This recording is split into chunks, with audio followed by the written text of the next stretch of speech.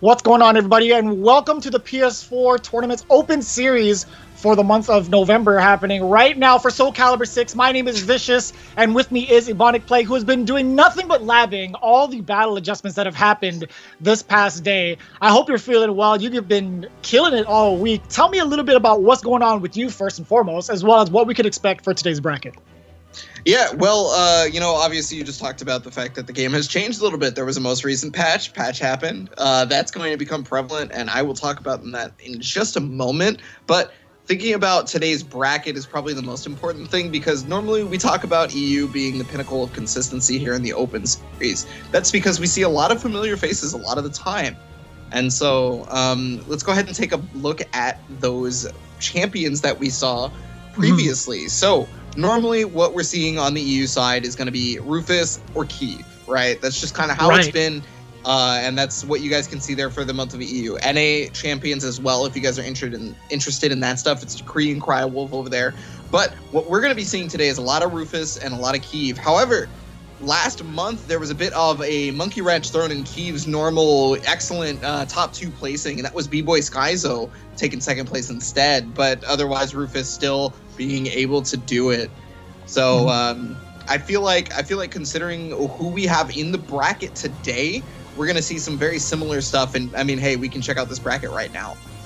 Yeah, this is going to be a pretty big one, right? You see Keeve going up against Ganondorf right off the bat. You see Leo Verde, a.k.a. Rufus, going up against Jabbers JJ. Then in the second half, we have B-Boy Skyzo versus Hanya, and then Blade of Flame versus Guilu. Now, one of the biggest takeaways from this bracket, we talked about the consistencies for EU with Rufus and Keeve. You see Keeve kind of missing the spot from last month. Now, he set his fate. He has to get the run back against Rufus, but a lot earlier than we anticipated, right? In that semifinals, the way it's lined up. But that's if Rufus is able to take on Jabber JJ's Tira. Again, we're going to go through each and every one of these matches, all the players, but they've been super consistent through and through. We talked about how often these guys have joined up in the competition to scrap all that extra cash each and every one of these qualifiers, right? Yeah, so the extra cash is usually the name of the game for the prizes when it comes to the Open Series. You aren't just playing for the notoriety of being on stream, right? We got some prizes here for the Open Series that anybody has the ability to, obtain. For the monthly finals in particular, though, the prize pool is a lot higher than a weekly qualifying event. And you guys can see that right there. First place, $400. Second place, $300. Third place, $200. Fourth is $100. So about $1,000 in prizes just alone for the Open Series here. And not only that, again, with those weekly qualifiers, you get really cool Soulcalibur 6 themes, as well as the exclusive emblem on that. And if you want to see possibly your name in one of these brackets, you got to make sure to join up. Compete.playstation.com is where you need to go. In fact, you can also do that from the comfort of your own PlayStation, right? You can do it from the home screen, the main menu.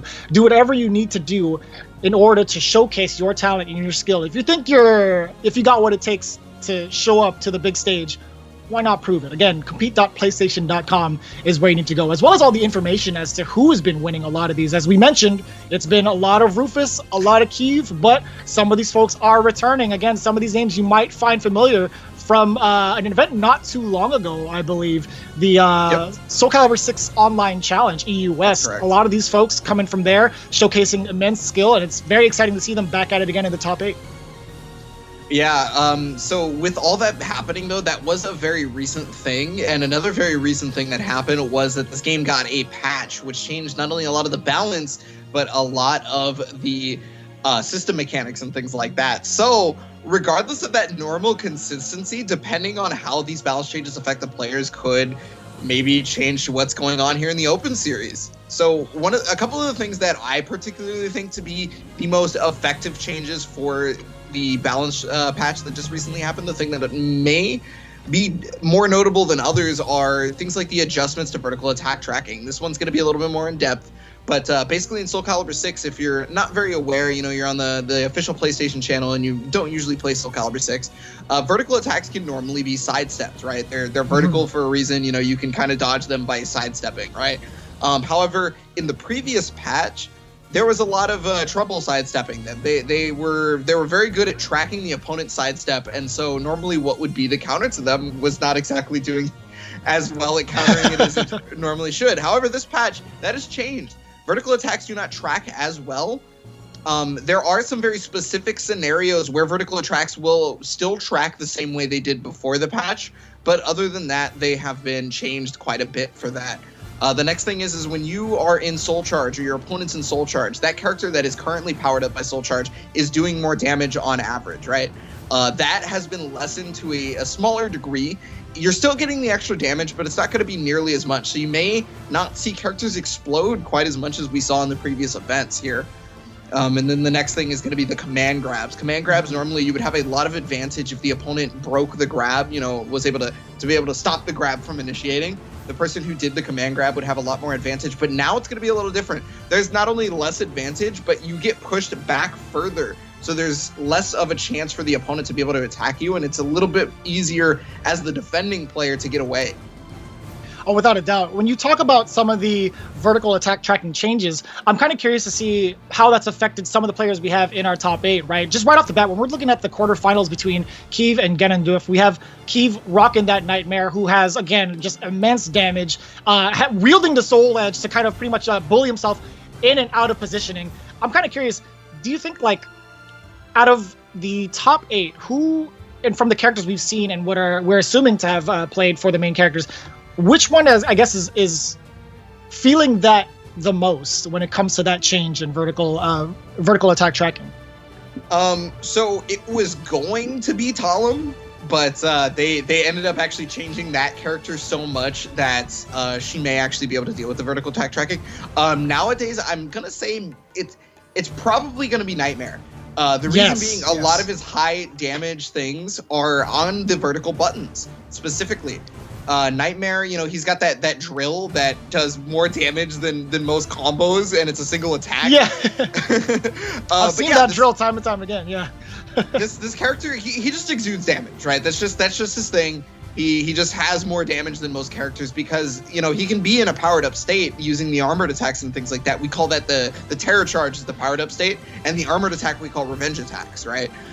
So whenever he gets any of that terror charge going, any of his attacks are even more powered up, which is already absurd from the normal damage he's doing after that. But you're going to see that terror charge power up a lot. Okay. And when we talk about Nightmare, we talk about some of the changes to as well. Well, that was kind of inevitable for me to say that. But you see here, there were some changes to as well, but this is what we're going off of right now. As you see here, faster weapons when readied up. Again, switching over from like lance, axe to the dual blades. That's going to always be one of the main things to look at when you're playing against as well. The part where it says a walking 50-50 mix-up, I didn't believe it at first. I really didn't. But after getting my hands on the game for about a month and a half now, I'm starting to see it a little bit. And I understand exactly why you guys are getting kind of giddy about the cackle. This man is a pretty pretty wild character in terms of like how he voices himself. He is definitely like on the high path at all times, I feel like, as the savior of humanity, right? Yeah, it's definitely one of my favorite characters just for the thematics in the first place. Like, the character is always as grandiloquent as possible, can't stop talking. He has the most, like, wacky animations and things like that. And all the while, he's mixing you up. You just don't know which way to block, and he's laughing at you the entire time he's doing it. Yeah, you can definitely see that through the critical edge he possesses, right? You got the harmonious harbingers of death throwing out each and every weapon at you, and he's just laughing at you the entire time. That's pretty godlike, if you ask me.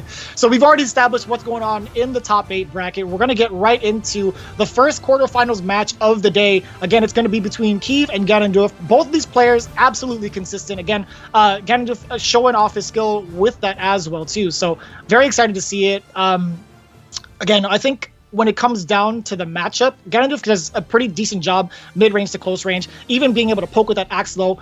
As you mentioned from last month, you just got to block it low, man. I try to, but I really can't. I'm not going to lie to you. It is so hard. I took that advice to heart, and I felt betrayed, okay?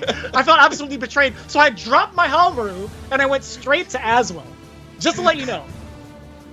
All you have to do is block it low. It's that easy. It's that easy, Vicious. I don't know. It's been working out for me, because I'm already starting out at low levels. I'm like, okay, I definitely can see the problems with this character, right? So we'll see what happens, how it turns out. Keeve versus Ganondorf coming your way. Very excited to see it, and I want to see how much these players have adapted to all the battle adjustments that have happened to these characters, right? So we're gonna take a look at it very, very soon. Yeah. So the battle, both these characters actually, I would say, bigger winners for this patch in particular. They both got buffs. Mostly buffs, I should say, not just only buffs. One of the big things, though, is some of the buffs to Nightmare were very minuscule, and they were meant for consistency rather than like actually big changes or anything like that. Whereas Aswell, he kind of got some of that power back that he had lost in previous patches. So I wonder really how that's going to play out. A lot of the whip punish game for Aswell is going to be a little bit better. So depending on how that works out, that could be really good for if that drill actually ended up whipping there, but it did not. It did not. No, he caught him stepping out a little bit. Oh, over the low. I like that. Great startup so far. Big lethal hit on the stun. Getting that launch towards the wall. Switching over to the blades. Yeah, blade stance is probably, like, swords is probably the best stance, considering it gives him his fastest normals, gives him a lot of different options, but big hit right here from Nightmare, and look at that, 2 hits, but big damage. What's 2 blades to a great sword, man? You know what I'm saying? Like, as long as you're keeping it close range, exactly as Ganondorf is doing, he's going to have that slight advantage, right? But now he's at a slight life lead, and it's starting to back off just a little bit. Can Keeve make the most of it? Yeah, you usually watch this character back off a little bit when he's either weaponless or has the weapon that's not exactly super fast, and that's probably why Ganondorf was sticking to blocking right there. He was actually in spear mode that whole time, so he wasn't able to make something happen that was quick. And you weren't kidding when you said he looked a little bit like Siegfried, right? No armor on, you get to see who the knight actually is. You know, kind of looking real similar here. It's similar to Siegfried. I'm just not sure. I'm really not. I can't put my finger on it. Oh my god. Pressing buttons right there, goes for the mix-up, but luckily for Keeve, he blocks it. Soul Charge to get him away. He does not want to deal with any more resulting mix-ups. Break from the throw. In Soul Charge, he might be able to... Oh, well, I was going to say he might be able to even up the life deficit, but, well, he got mixed up. Man, I gotta say, Ganondorf showing off all of his tricks with the variety of weapons he has. Back-to-back throws. Yo, scoop him on the other side. He's playing with them. 3 throws in a row. Oh my god. One of EU's best Aswells. What do you mean? The beginning, but that Keeve answers back with a statement. Perfect on the round that was his life. You know, that is legit the power of commentary right there. That example from Ebonic Plague right there was the power of commentary. Take note. Yeah, it's a scientific fact that commentators have the ability to curse matches. It's just a fact. There's no way around it. Listen, I'm guilty of doing that myself. I've definitely caused some people grief by declaring the wrong things, alright? I'm not gonna lie. Yeah, trying to go for that Grim Stride mix-up right there, but yeah, just keeping it nice and safe with the swords. Okay, Soul Charge immediately activated. And prior to that, so much precaution taken on both sides. Getting that soul attack to get himself into that mode already, spin it to win it. Okay, coming from Aswell's. Yeah, that's actually one of the changes to the soul attack right there, helping out Keeve. So the change to the soul attack allowed you to use it without reinitiating a new soul charge. So you keep the bar, you only use a little bit of it, and you stay in soul charge that time. So despite the fact that he uses soul attack the second time, it becomes a much better poke option because it's 16 frames and goes about half the screen because that sword is huge. And you see already, Ganondorf already locked into the wall right now. You see Rufus, you see Keeve really trying to take it down, but the soul charge, yeah, back him off a little bit, reposition yourself, trying to push Keeve to the wall this time. The jump over the low, the timing, oh my god. How did he even spot that? Like, how did you know? You literally had your opponent reposition away from the wall. He's like, all right, I'm going to slowly push Keeve to this corner. He was like, nah, I'm 2 steps ahead of you. I'm literally jumping over whatever low attack you have. I mean, if you can't block the low X, why not jump over it? I think maybe that was his second guess, like his secondary option, but that was pretty impressive from Keeve. There's a couple of reasons why Keeve would actually do that jump there. One of them being the fact that he was not only in Soul Charge, but Aswell's back was to the wall. So if he got hit by Axe Low, that life total was going to just diminish. That it was going to be obliterated, right? Because the wall was going to hit, he was going to get the full combo into a possible 50-50 mix-up afterwards, and he may have just straight up died, right? So that's the first tell that Axe Low is probably coming. The second thing that's going on in Keeve's head is that jumping kick that he used is one of Nightmare's best moves. It is easily a top 5 move for that character. So using it is very low risk because it's safe on block. If Yes. it hits, he wins. Like, there's Why no reason not, not right? to go for it, right? Without a doubt. I mean, that was one of the keys to success you saw there from Keeve, taking it all the way back against Ganondorf. Oh, God! Oh my god! Damn Even it. if it's not a ring out, you're still gonna see that damage produced from Nightmare regardless. Yeah, that's how it be versus Nightmare sometimes. Like, I feel like- I really don't know how else to put it. He just sometimes just kills you. Oh. Kaniku Buster incoming. Ugh, the damage on board. All from that stun. And now here we go, Ganondorf again, trying to take the rounds back away. And the momentum as well. The helmet has been exposed. The head has been exposed. Excuse me. Yeah, oh, wow, what a sidestep right there, and that's going to be huge damage. He missed his AGA on that one, but that's okay because he didn't get punished for it. Not a lot of life for him, though, so he can't miss too many things. The soul attack is fast enough. This is going to be unblockable, which means he gets that ring out. Oh my god. You know what? Even then, you saw the amount of chip damage that that happened prior to that. I think even though he's still going to take a lot of damage, even regardless of not being towards the end of the ring, edge of the ring, excuse me. Yeah, exactly. Because no matter what, that unblockable was going to give resulting combo to Nightmare. Okay, Terror Charge activation. That is punishable, and he knows it, so he's going to use that Terror Charge activation to great effectiveness. And this is the kind of one of the pointers you talked about, not letting Aswell get started, not letting him get his weapons as soon as possible, but you see that Soul Charge activation from Ganondorf to kind of neutralize the pressure coming from Keeve. Big Soul attack incoming. Wow, he tried to step the soul attack, but he actually stopped stepping and ended up staying within range of it. And unfortunately getting hit right there. So that is 2-0 for Keeve over Ganondorf. It was looking pretty okay for Ganondorf up until that moment, but you know, sometimes that was a break when you're playing against one of our monthly champions here in the Open Series. Yeah, you're not exaggerating whatsoever because Keeve, again, has been in the Grand Finals almost back-to-back, even winning, months prior, right? There was only one time he kind of skipped out on that Grand Final, just falling a little bit short, but we see the kind of consistency from Keeve, and he's looking to show it off again. We still got another to play between these two, so it's been... I forgot, it's 3 out of 5. I totally forgot. I'm not gonna lie to you, I almost forgot as well. Then I saw him queue up. I'm like, all right, I'm gonna play it off like I knew. But I'll tell you what, that just gives Ganondorf another chance, right? We've seen him in the first game start off very, very strong. He was playing from that mid-range, waiting for his opportunity to switch to dual swords, right? I want to see him kind of play with that range a little bit more, but I also want to see what he's gonna do to keep Keeve away, right? Like that's just been the tail of the tape so far from what we've seen, is that Keeve is always rushing in. He's always trying to be swinging with that big damage. Yeah, it's really hard when he's unable to get a weapon stocked up and ready, because if he without the weapon, all of his attacks are incredibly slow, right? So he's got to make something happen at the round start, like he did right there. So that actually gave him a weapon where normally he would just be out of it, right? So now he actually has a chance to fight back in certain situations. The problem is making the right decision to fight back. I don't think he's guessed right on that flapjack throw once. I'm going to be honest, I think I've seen every single one connect. I think there might have been just one, but still, there was like 8 or 9 thrown out so far. Big GI. Not as big as... reverse ledge. Yeah. He's going to duck under the... swing it! Yeah. Yeah, switching over to dual blades, but I mean, like, how much do you have to do to break this man's defense? You're going to be chipping away at lows for a good amount of time, but still... I feel like it's inevitable. This guy's got the range, he's got the damage, it's almost inevitable. Yeah, unfortunately for Ganondorf, he was unable to get the axe low to hit clean, so that means no muscle buster animation for him, and that left Keeve at such a proper range for him to just be able to keep the offense going. He got the counter hit there, so that means free terror charge. God, he is bleeding! He's bleeding! Get this man a band-aid, quick! Humanity's savior. He's just a normal human. He bleeds like the rest of us. Yeah, but he's trying to save us for a reason. Come on, man. The terror from the terror of Nightmare. I get it. Ooh. Yeah. I mean, that's canon. So. Okay. Here's the Soul Charge. He's got to get access to any weapon he can. That's one of the best parts about Soul Charge for Aswell, is that it puts him in what's called Almighty stance. So every single weapon is stocked up and ready, not just a singular one like normal.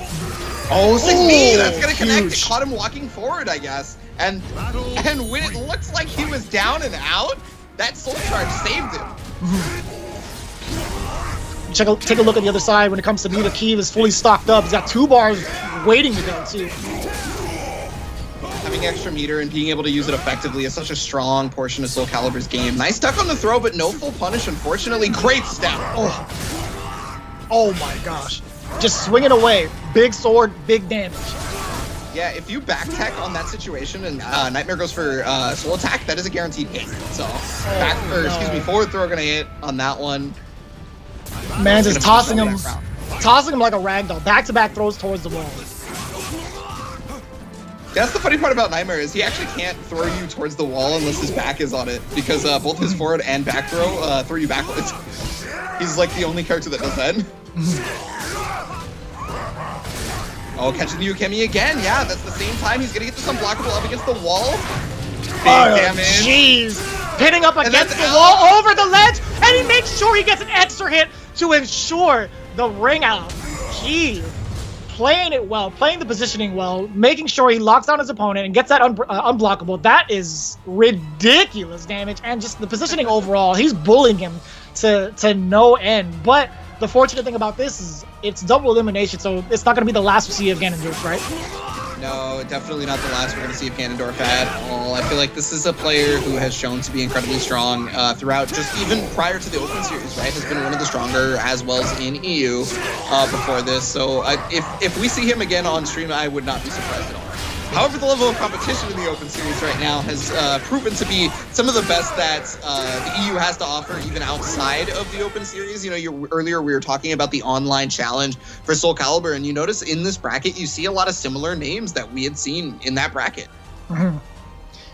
And already kind of repeating the results from what occurred last month. I know you guys would talk about how often the EU scene would 3-0 people. We're off to a great start, I would say. Like, they've been pretty consistent in terms of who's been showing up to the top 8. They're also very consistent in getting these 3-0s. Yeah, it's pretty much 3-0 first round a lot of the time. Like, if not, like, it's like 3-0, 3-1, right? That's like usually the first round in the EU Soulcalibur series, for sure. It makes it go a lot faster at the very beginning, but the second we get a little bit further down the bracket, things start getting real close, real slow, and my heart starts having palpitations from some of the stuff that I see on the screen. It's funny because, like, I would watch the VODs from previous months, right? I felt the excitement seeing it go down to the grand finals, and you guys are not kidding about how ecstatic it is to watch players like Keeve just run through their opponents with Nightmare, right? Like, it has to happen one way or another, right? But at the same time, it's very exciting to watch. And we also have a match that's just as exciting, right? We have Rufus going up against Jabber JJ. When I was looking at the brackets in prior months, I haven't seen Jabber JJ too much. All I know is that he does rock Tira. I know he was part of the Soulcalibur Online Challenge for EUS not too long ago. So very excited to see it because he's come this far, and looking at the preliminaries, he's done a pretty solid job on the way over here. Yeah, Jabber JJ, while not exactly being super familiar to us in the Open Series, is definitely super familiar to us in other events, right? So sometimes you maybe miss an event or two, you know, you just can't make it sometimes, and that's how it happens. Rufus, on the other hand, is someone that we have seen month after month after month. Even when they're not winning, they are at least getting top 2, and this is the character that they have been rocking, and I wonder if this is the character that they will continue rocking throughout the patch changes, because from what I hear from Taki mains, this character got some buffs. One of the things that's really hard to deal with, though, is the possession stance. The possession stance is when she gets real low to the ground and she gets access to a couple of different moves. One thing that's really, it's not terribly normal for non-break attack moves to be advantage in this game. Taki in possession stance gets non-break attack advantage attacks anyway. So it's something to watch out for sure. If you're able to hit those faster attacks and things like that, you can stop her from running that mix-up game on you. But as we've seen from Rufus throughout the Open Series, even when you have some Taki matchup knowledge, that's not enough to deter him. He will do whatever he wants. He is calm as an ocean breeze. Nothing can faze this man. I like that. Calm as an ocean breeze. I feel like that does speak volumes in terms of how he plays, but sometimes, man, he can really show his rage when he needs to. I feel like he gets pretty aggressive if the time calls for it. And he is one of those players that's like a veteran where you kind of see it in his gameplay. If he does have the life lead, he's willing to sit on it and give up a little bit of positioning to kind of whiff punish too. One of the biggest keys that I saw from Rufus is his ability to read opponents and whiff punish appropriately, which is exactly how he's been so consistent in each and every one of these monthly tournaments. Yeah, no, I think that's actually a perfect assessment of how Rufus dissects his opponent, right? It may take like a couple of rounds first to figure out when he needs to get that whip punish going, but the second he does, it's nonstop. It feels like the download never goes below 100%. You know, there's no loss of data ever. He just keeps it, and it never changes. Definitely excited to see it again. I'm new to this rodeo, but I thoroughly enjoy it, right? We got Rufus rocking the Taki. As you've seen, Leo Verde, a name that should be familiar to you all in the EU scene, as well as where we're at now, right? So it's going to be pretty exciting to see. Jabber JJ also rocking the Tira, character we haven't seen too much from the monthly finals. I mean, like a handful of times, but one of the biggest things I feel like is having her initiate Gloom, or at least getting to that state as soon as possible, right? Yeah, so actually with Tira, she actually got a few changes that give her a chance, more chances, I should say, to get into Gloomy than she did previously. The normal vertical string, the BBB, actually now has a new ender. The third B now allows for a possibility of her changing into Gloomy stance, which did not before. So that's one more move, and then oh my goodness, it got Gloomy switch right off the back. I like that. For those of you who don't know, the Jolly and Gloomy changes, that's RNG. Like, that's not a guarantee that that's going to happen a lot of the time. Oh, gets the sidestep on the unblockable though. Yeah, he wanted to punish that whiff, but it was just not fast enough. You see already a lot of text coming from the side. I'm telling you, man, Rufus's positioning is ridiculous. Sidestepping all the way through, getting past Jabber JJ. Explosions already. Oh yeah, God. Definitely the name of the game on the positioning right there. He got Jabber JJ to whip several different buttons that usually you don't see Tira just whiff so easily, right? Normally it's really hard to get this character to whiff because of her immense hitboxes, but hey, if you know... That's the deal, right? If you know, you know. That's how it always has been, right? This guy, Rufus, really taking advantage of Taki's movement speed and just getting out of the ranges that Jabber JJ wants to play at. Oh, is that gonna anti-air? Oh, just barely missing. I guess it was a little bit too late, maybe, because it looks like she got behind. But, okay, we got 5 Gloomy switches at this point, so very, very close to Gloomy Coda. And we're only in the second round. Good damage here. Oh! Have you ever just woke up and then did launcher? Have you ever had that amount of confidence? I've done that, and it has not paid off as well as Rufus, to be honest with you. I am definitely a scrub, and I definitely get antsy. I'm like, you know what? I'm going to catch this guy sooner or later with a launcher. But, man, Rufus makes it seem so easy. Well, I mean, that's one of the reasons why he is our most consistent here in the Open Series, I would say. So definitely got to watch out. Gloomy Coda is on the rise. He's got 7, so he needs to switch back from Jolly over to Gloomy one more time to get into Coda, which leaves Tira in a permanent soul charge state. But big whip punish. That's what I was about to mention, the meter that he had, and then immediately he gets that whip punish into CE. I had to halt you just a little bit so that it actually comes to fruition. I didn't want to jinx it, so I had to like make you, stumble a little bit. You don't want to have Jabber JJ miss those. You're right. Okay, well, big damage. That's death. But does it matter? But did it matter? He finally got Gloomy Coda, and it was just too little, too late, as Rufus is going to be taking the first game 3-0 in rounds. The life totals spell a different story, but when you look back at the score, it definitely doesn't look good. I gotta say, from what you've seen so far, we've seen a lot of repositioning and whiff punishes from the side of Rufus, even some from Jabber JJ, but that's not going to be the only thing to really take note of. What do you think that Jabber JJ has to do as Tira to kind of put Rufus on the back foot? Yeah, I think Jabber JJ is still playing a little bit pre-patch personally, because there's been a lot of these really long whiff recovery verticals, right? And Rufus has been going for just a ton of the steps. Side steps and things like that. So maybe some mid horizontals is going to be able to stop Rufus's current game plan. That's not to say that Rufus won't figure out a way to possibly, adapt to that. But at the very least, it's a start, right? You got to be able to stop him from wanting to just be able to do whatever it is that he does emphatically, right? And for now, whatever he's doing, quote unquote, is being able to step and whiff punish, or at least step out of range and things like that. High whiff recovery verticals is kind of getting JabberJJ killed in certain situations. Right, you have to at least let your opponent know that you're willing to change it up a little bit. It's like, all right, well, if you've adapted to my phase 1, then it's going to force me to switch gears and play off of what you are doing as well. I want to see JabberJJ at least put that out there and be like, you know what, I know what you're trying to do. I know what your game plan is. I'm going to switch it up a little bit as well. Yeah, well, 3 out of 5, double elimination bracket. You've got a lot of time to make that happen, right? It's the GI. Okay, RE, but that's RE safe. No punish on it, though. I wonder if that was an input error on the break attack. And look at this back-to-back break attacks, catching him with a low as well. Close to the edge as well. That is one of the best break attacks in the game, so you're going to see it a lot. You are not kidding. You are absolutely not kidding. You just see JabberJJ going for the repositioning as well, just trying to be safe as possible. Oh, huge! Oh, another drop in the combo, though. Super unfortunate. Gets the low. That's Glumiko to switch. Big chip damage, but still needs just a little bit more to be able to make it happen. Possession stance. Tried to stop him, and the big whip for Rufus. And great punishment there from JabberJJ. That's what I'm talking about. Show him that you have some fighting.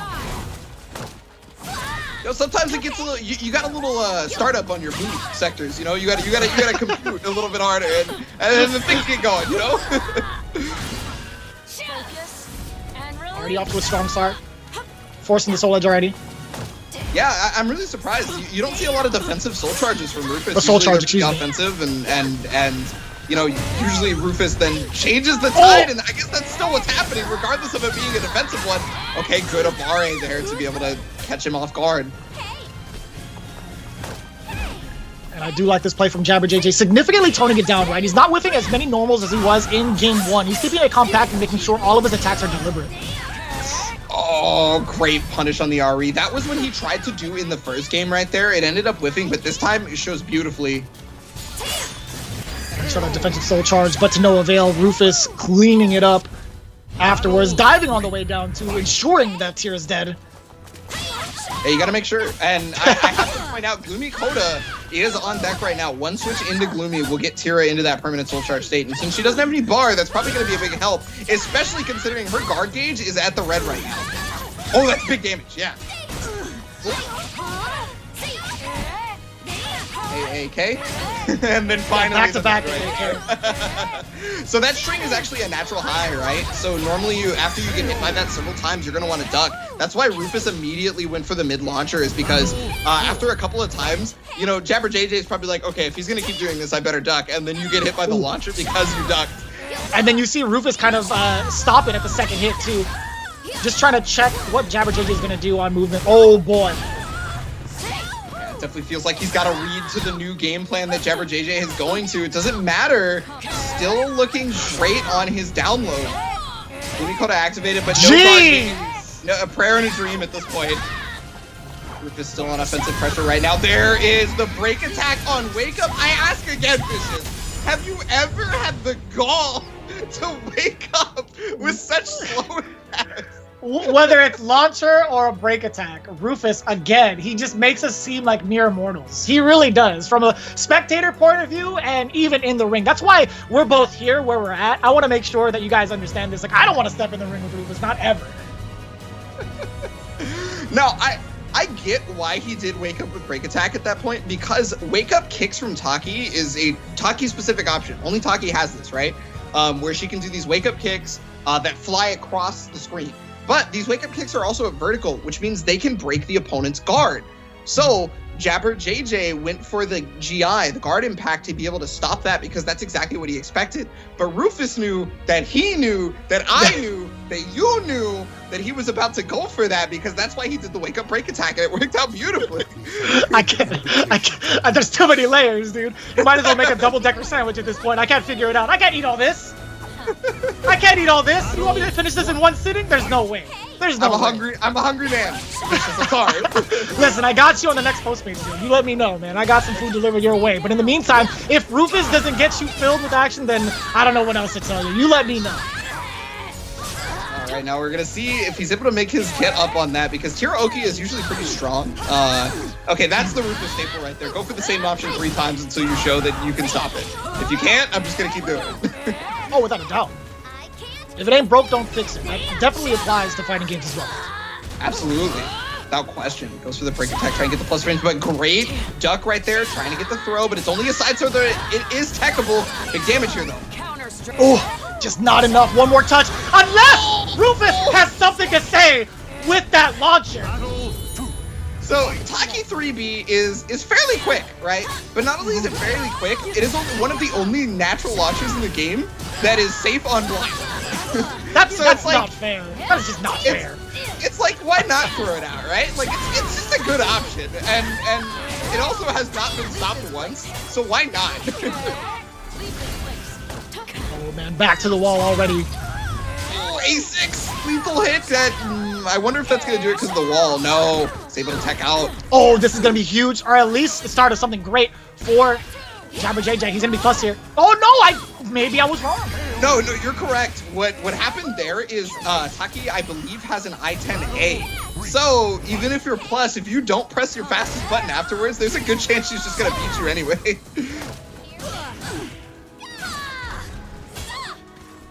Already off to a decent start. Actually, just about tied up. Okay, getting some momentum started for Jabber JJ. Back-to-back launchers. Good amount of damage shaving off from Rufus. Rufus getting closer towards that wall. In her own B-boy stance, I like that. Yeah, Tira was one of the many in Soulcalibur that invented breakdancing. So. Yeah. And doing well very well for herself, getting that round on the board for Jabber JJ. Maybe you just got to be a 6-stepper, man. You got to get out of the way and show them the footwork, more so than the hula hoop. Oh, or maybe you got to jump up to the top of the screen where most people can't catch you.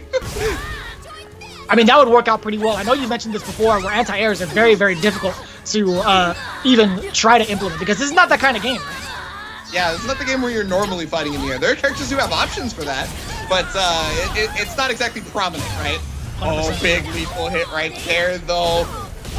Is he gonna go for seals? Okay, he does. Specifically goes for seals. He loses Oki options, and you can't really do a whole lot on the opponent's knockdown, but you get access to a lethal hit the more seals you have. Great soul charge to stop that situation. You do not want to deal with the mix-up. She was going in head first, too. She was looking for the concussion. I mean, she's gonna get a concussion with all those headbutts and with all those A6s to the neck as Rufus finishes off game 3 and takes the set. I'm already kind of at a loss for words at how fast Rufus is. Listen, it's one thing studying the VODs. It's another thing experiencing it live. You know what I'm saying? Like, just that feeling of watching these guys dissect their opponents in such a quick manner is so impressive, right? And without a doubt, that's exactly why we see Rufus taking it down 3-0 as you take a look at this replay. Yeah, I gotta be honest though, Jabber JJ put up a strong fight. If you look at like the health totals in the round, each match was close, but the final score doesn't get to show it or do it justice, honestly. I do love that he was like, I don't know what the mix-up is going to be, so I'm going to Soul Charge. That's an excellent use of meter. A lot of people, when they're new to Soulcalibur, they're not really using their meter a whole lot. Meter was really only like prevalent in 5 and 6, right? So some of the Soulcalibur players might not be ready for it, but the players you see here in the Open Series have been using it pretty well. As you check the bracket right now, it's going to be Keeve versus Rufus. What is normally our grand final is going to be in the semis right there. Huge. That is a huge deal because, again, they've been back-to-back champions.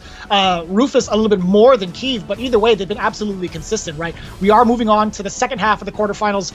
B-Boy Skyzo with that Sophia, and then Hanya 90, or aka Hanya Pro, using Talum. Now, you mentioned at the top of the show that Talum got a significant rework. I'm actually kind of curious if Hanya is going to stick with that character. Yeah, this character, so when they mentioned the patch, they specifically thought that because of the way they changed the system mechanics due to vertical tracking and other things like that, that Talum would not be able to function the same way, right?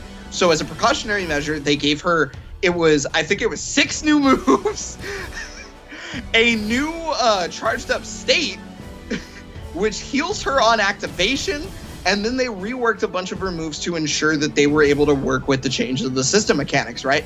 Basically, they wanted to make sure that this character was still as strong as she normally is, but while keeping everybody in the situation that they wanted with the game's balance state, which was a lot of people were really having trouble with the whole verticals tracking and things like that. And so, of course, the developers were looking at that there, and they're like, okay, we have to take a real good look at this. Unfortunately for, pre-patch Talum, that was not something that helped her out too much. So they were like, okay, we can negate this before it even happens, right? So I think that was a good call from the developers, but we're going to have to see because the patch came out last night. Literally last night, yeah. I downloaded it this morning, actually. So it's like we don't yet know the strength and the potential that these new Talum changes could bring. Or maybe the character it's so new that the character might be changed up enough that Hanya Pro might be skeptical about trying to play for the first couple of days, as haven't seen it just yet. So again, we are queuing up to get Skyzo versus Hanya. Now, one of the things that I've noticed is how aggressive Sofia can be once she closes the gap from mid-range, and the way that Skyzo wants to play in general. He starts off with pretty early aggression. Yeah, it's because of that Twin Angel step, right? The Twin Angel step is something that allows her to close the gap incredibly well, not only because it's a movement option, but because of the follow-ups allow her to whip punish into just crazy damage sometimes, depending on which button it is. The most notable one is the vertical, which is the one you may see a lot depending on how this matchup goes. The vertical, it has some of the most damage, especially if you're able to get that just frame on it. But another thing that's crazy with this character is she's one of the few with incredibly solid low attacks, right? Her lows are usually safe on block that also initiate a good amount of plus frames if she connects with them on hit, right? Which is not exactly super common on the lows that she uses in particular. Other characters do have lows like that, but I feel like she has more lows like that than any other character in the game. We're going to see how it comes all together between Skyzo and Hanya. Now, Hanya, I've seen pretty aggressive himself with Talum, right? Very antsy. That's Talum in a nutshell. Like I remember seeing what in like previous Soulcaliburs, how much of a nuisance she was. So it's going to be very exciting to see how Hanya has adapted to these changes and how Skyzo is going to react to it. So here we go. She's basically a middle schooler that is whining to her parents and throwing a fit because they didn't get her a PS5 for Christmas. That's what's going on. Like, well, her and the rest of the world, I feel like. So it's reasonable. It's totally reasonable. Oh, there it is. Okay, so he actually went into Windbearer stance. Unfortunately, it goes away when you get knocked down, so we're not going to see it. But if you guys were checking the health bar, she actually healed some of that health back the second she initiated Windbearer. So Windbearer is denoted by the little icon below her health bar. It's right there. Ooh. And it's going to go away again. We tried it. A lot of fancy footwork going into that stance, but still, Skyzo had nothing to do with it. He did not care. That's a good call out by Skyzo. That's actually matchup specific I want to talk about because Reversal Edge is actually incredibly strong for Talum because she's one of the few characters that has a Reversal Edge cancel. She can cancel the animation of it, so you usually see it quite often in pressure or defensive situations. So if you go for a break attack, that's going to blow up that Reversal Edge and get you huge damage, big reward. Super good call out.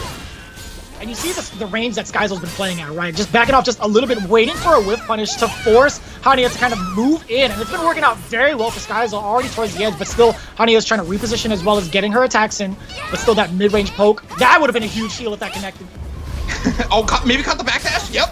It did! Has a number of frames before you can block, so this is going to put Talum back into Windbearer, if I remember correctly from the patch changes. Yep, and that means getting a little bit of health back.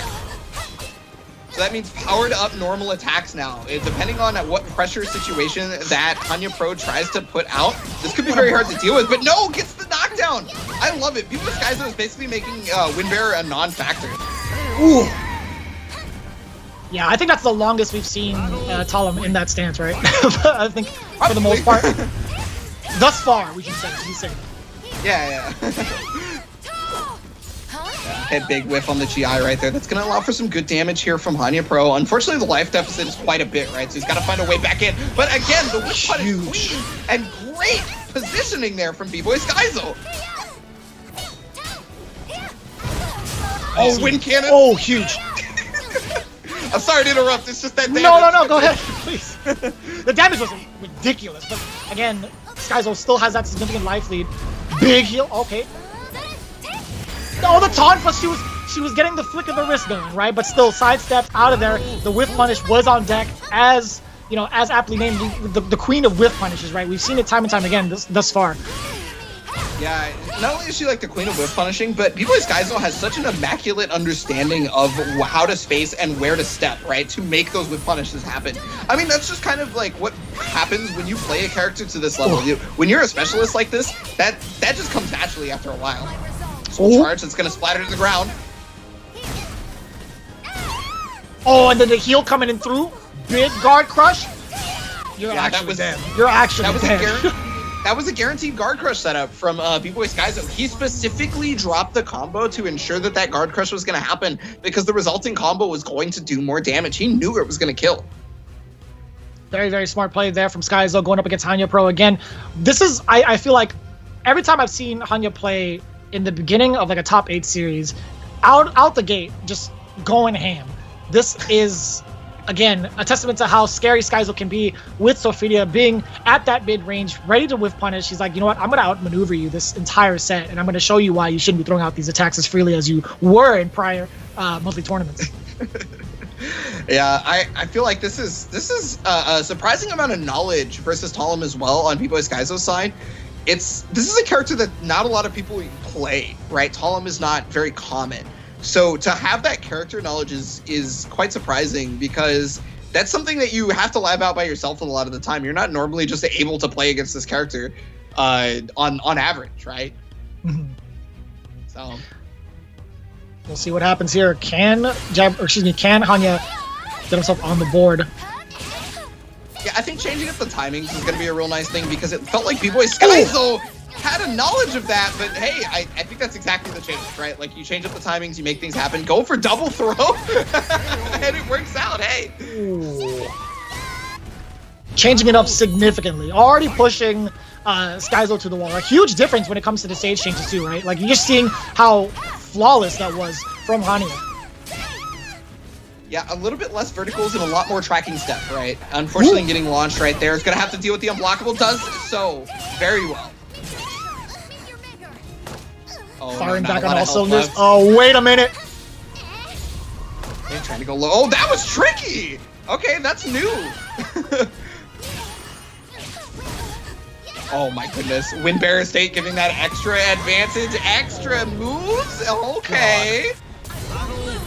I'm like that. I'm liking that a lot there from Hanya. Already up 2 rounds in game number 2. Yeah, I know that was, you know, I know that was a kind of coincidence, but that was a pretty solid anti-air out of you know, just running into him mid-air, but that was pretty cool. Yeah, hey, you know, sometimes you got to be able to anti-air, right? Oh wait, big damage here. That might be out actually. Yeah, it was. Let's go. Like that. Complete turnaround. 3-0 in rounds for Hanya. Completely different game. That was, you know, we prefaced this with, you know, kind of making it sound like Hanya had a lot on her plate, or a lot on his plate, but you know, that switch up made it seem like, okay, that was just the first game. I'm not fazed by that at all. The mental fortitude there was definitely shown, getting 3 rounds straight. Hey, sometimes you get mollywops. That just happens. Like, sometimes you just get the chonkla, right? Like, it just happens. Not you know, that can't phase you. You have to just be able to take a deep breath, come into the next game, be all good, right? And that's exactly what Hanya Pro did. I do love that they recognize that switching up their attack timings to slow it down and then wait just a fraction of a second different to press any of those buttons was nice. And also the fact that they started going for more tracking horizontals. I'm glad you mentioned the chancla too. I just feel like it's like a chancla boomerang. It's coming right back towards you, right? Oh my god! What was that, like 8 seconds in? 8 seconds in. Soulcalibur. Let's go. So, I mean, that was a really good call out right there. A lot of people are wanting to GI because they don't want to get ringed out. And so Hanya Pro was like, I know you're going to GI, so I'm going to take that advantage to ring you out anyway. These guys are not playing. I'm telling you. These guys are just firing on all cylinders at all times. Oh. Did you see those monthly prizes? Vicious. That is 100%. What they're playing for. 100%. Oh no, but again, Skyzo's just all over it when it comes to incoming setups. Yeah, I think Skyzo has figured out the new set of timings for Hanya Pro and especially the new steps, right? Like, that's again a Talum matchup knowledge thing. He recognized that string goes horizontal into vertical. So he blocked the first one, then stepped immediately, got the free punish. Oh, great duck. Ducked. Completely whiffed. But you know what? That's not too bad, right? Not a lot of damage taken out. In fact, just taking your turn back, essentially. Oh, great duck again, and then getting the twin angel step just frame. Sidestep is happening, but luckily for sidesteps, you can block a lot earlier than a backstep. Oh, whiffing that second half of that. Skyzo again repositioning for the whiff punishes too. You see it. Yeah, the whiff punish is just kind of the name of the game as always for Soulfitia players, so it's totally understandable. Not a lot of guard gauge though. Gotta watch out for that. Yeah, I think that's exactly what Hanya Pro is preying upon right now. The soul attack though, that's gonna change the tides, and it does. Oh my gosh. I had to cover my mouth on that one. That was, I felt dirty. I felt dirty. I had to put my mask on. Social distancing, please. That's what Soulfitia is doing. She excels at it. If only everybody else was like Soulfitia. Okay, sometimes you get a that's gonna get GI. Oh, she's still swinging. Listen, you just can't let the Tonfas fly like that. Well, I mean, that's true. Because she can cancel the critical edge, she can actually become advantage afterwards. So you actually do not want to let the Tonfas fly in that situation. So much guard damage, though. You see it on both ends. You see it flashing bright red for both sides. And that is huge, absolutely huge for B-Boy Skyzo getting that second game. Again, it was still down to the wire each and every one of these rounds. Despite it being a 3-1 victory for Skyzo, it was still, you're starting to see the pieces come together from Hanya, and then you see Skyzo just like, all right, well, I'm going to make sure that you don't get away with anything you try to present in the mid-range game, right? I don't want you to get close to me ever. Mid-range game, it feels like it's just Soulfitia's area. Mid-range game just feels like that's just her zone, and you're just living in it at a lot of the time, especially when Skyzo is piloting the character, because it's just so clear that they know this character so very well, and they know the ranges, when to step, everything like that. And the matchup knowledge versus Talim has come into such a play that, just like you said, specifically, I can't let you do anything at this range. I can't let the Tonfa fly during this moment, right? The GIs, the sidesteps, the whiff punishes. It's just been the proper thing to do. Despite that, Hanya's been pretty close, but it's going to take even more adjustments. And these are the kind of adjustments that we see a lot in the top level play. Yeah, Skyzo is definitely making it known that the rent is due. You are late. It is December the 2nd, so you better be paying up. You already missed the first of the month, so she's making sure that you're not living here rent free. It's the first of the month. Wake up, wake up, wake up. I'm sorry. No, don't be. I'm with you. We'll drive that boat together. Tried to get the anti-air right there, but no dice. Luckily, though, he's got quite a bit of a life lead. However, the mix-up from Talim can be pretty scary. And B-Boy Skyzo has been pressing buttons on disadvantage so often, and it's been working out so beautifully. Ooh, there's the RE. The RE to seal the first round here in game number 4. Yeah, for all of that low strength, if it connects with an RE, that is a punish. So it's just sidestepping out of the way.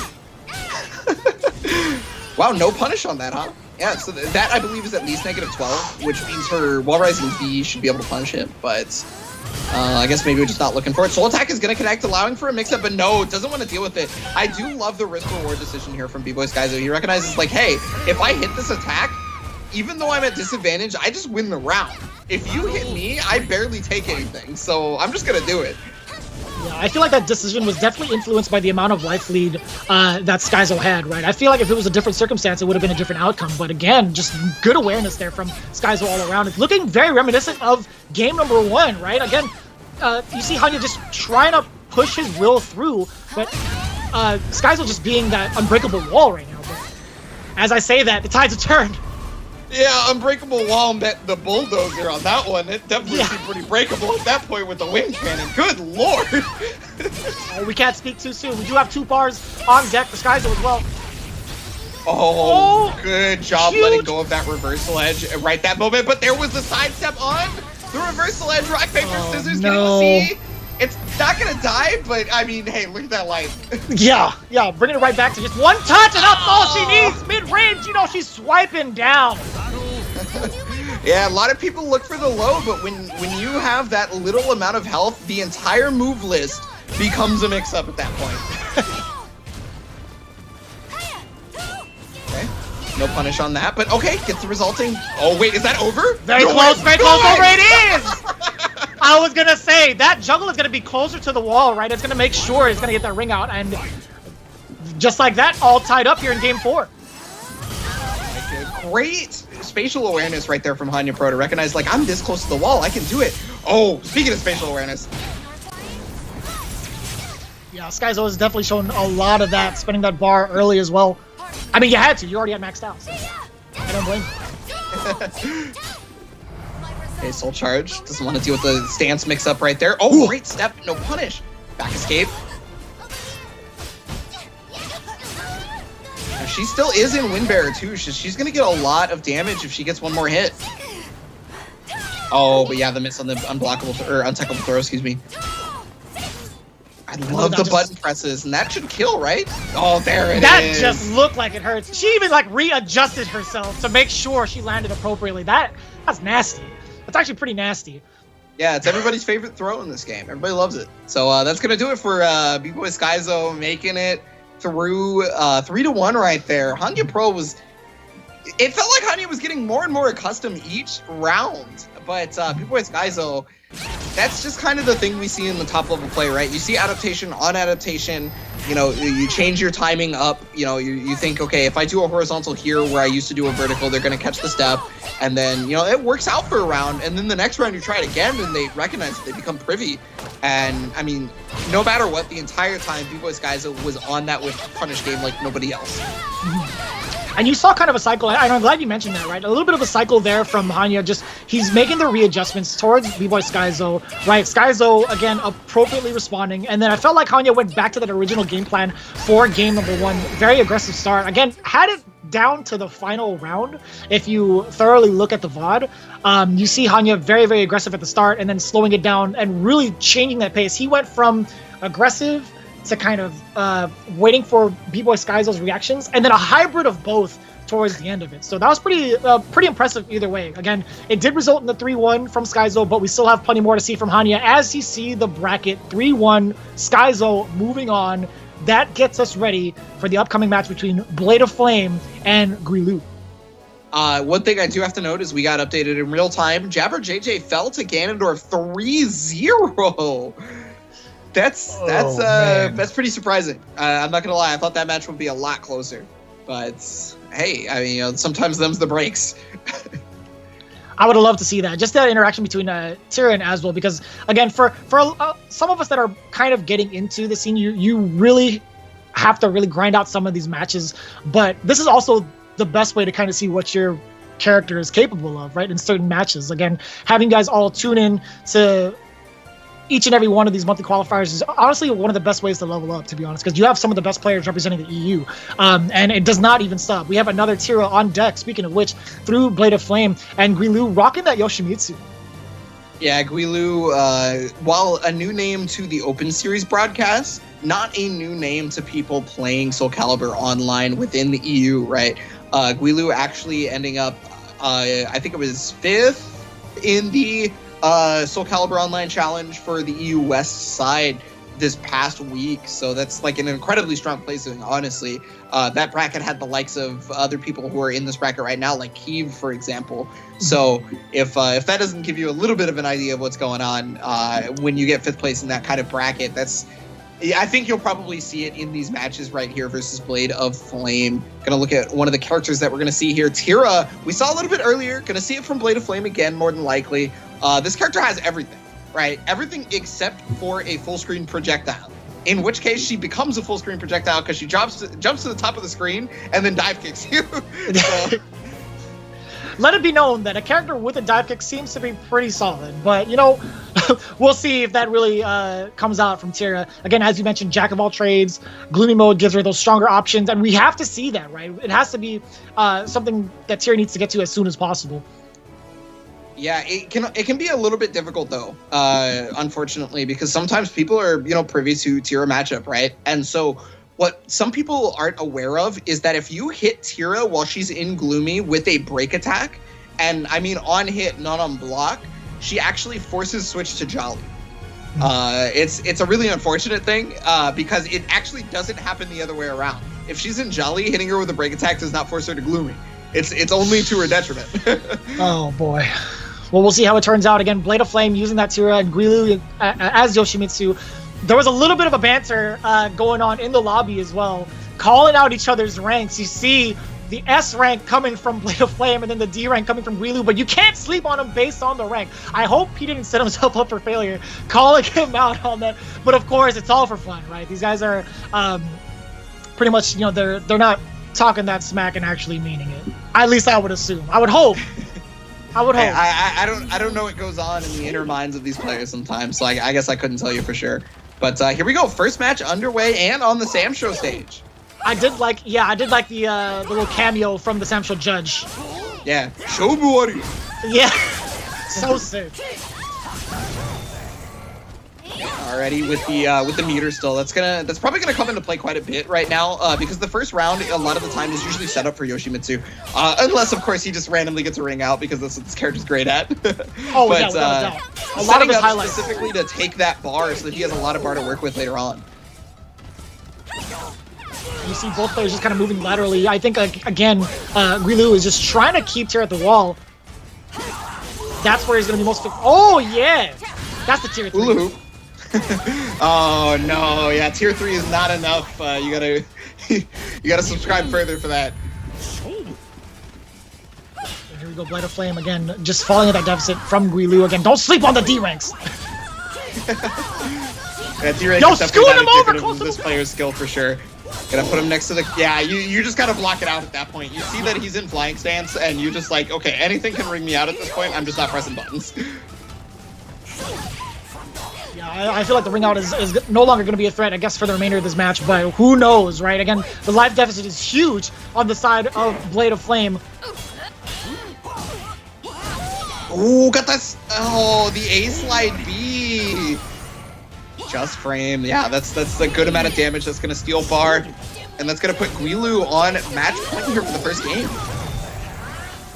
Oh, yeah, keeping that advantage as well. Oh, back-to-back soul charges. Get off me. Well, I mean, neither of them gets any advantage from that, so unfortunately at the wall, Yoshimitsu gets some of the most advantage of the game. Drops the combo though. Oh, that could have been I was gonna say it's still huge. Unfortunately not enough right now for the health for Tira. She's gonna have to make something happen with this soul charge, recognizing exactly that to keep the advantage, but the jump over! You kidding me? Are you kidding me? What a read from Guilu. He's like, you know what? I think I'm close to the wall. I think I might not be able to press a button. No, I'm totally kidding. I'm just gonna take to the skies.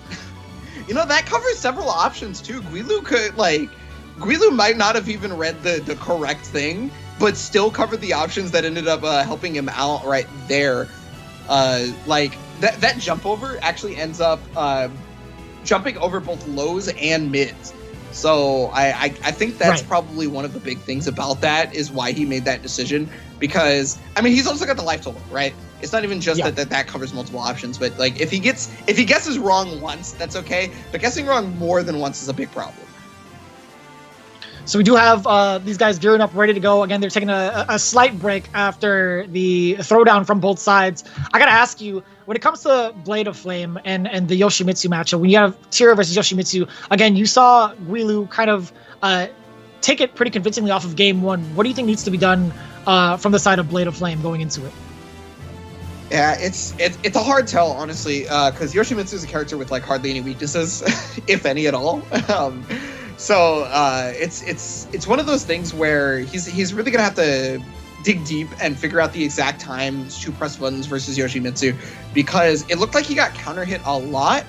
Yes. Like a lot, and counter hitting didn't allow for him to switch modes at all. So I mean, maybe just has to play what we like to call Soulcalibur, which is just kind of playing the simple buttons up close range. And just taking what little damage that you can get, right? So, you just walk up to an opponent, you block, and if it seems like it's your turn, you press AA, and that's enough for you, right? Like, you got to start out with that, and then figure out where Guilu is going from there. And I think eventually they'll be able to become privy to what's going on in the game plan, and that might allow for the adjustments to be made on the side of Tira. That makes sense too, because you saw again. I got to point out that Guilu right off the bat, once he got any sort of lethal hit or the stun, any sort of transition or string or combo that Yoshimitsu does really carries the opponent towards the wall, or just has significant carry through and through, right? So it's like even after that, you're taking that mental damage and the physical damage from the life bar, right? You see it kind of like ticking down. You can't panic. You can't panic and try to throw out any sort of buttons. You got to try to reposition yourself. But I mean, Guilu, I'm more than sure that he has enough options suitable for that kind of defense when it comes to like having an opponent face the wall. He's ready for that lateral movement. There was one example where you saw him kind of track tier down. You saw Blade of Flame trying to reposition herself, but Guilu was just on it. You just saw him moving laterally, just tracking him down, making sure that Tira stays back against the wall, right? Yeah, that's just how strong that this character is. Yoshimitsu, he's super good at being able to ring out and things like that. Let's actually like talk about this for just a moment. Yoshimitsu, he has the furthest ring out potential, which equates to, just like you were talking about, the ability to move the opponent to the wall as well, right? That is super easy for this character because of what's called Brave Edge, right? That's the steel meters and enhances his attacks bullet point right there. If you use the Brave Edge, that enhances whatever attack to be a particular thing, right? Maybe the attack starts knocked down. Maybe the attack launches now because you've used your bar. That's just one of the really strong things. And he's also got like 10 frame attacks. It can be really hard to fight this character up close. It can be really hard to fight this character far away. It's just really difficult to deal with that corner carry, with that ledge taking ability. He's got it all. And if I'm not mistaken, we've seen a little bit more of Yoshimitsu from the NA side of things, more so than the EU, right? Yeah, mostly. We got a lot more Yoshimitsu players on average. Not to say the EU isn't playing Yoshimitsu, but okay. This character is probably, I would say, more popular on average in North America.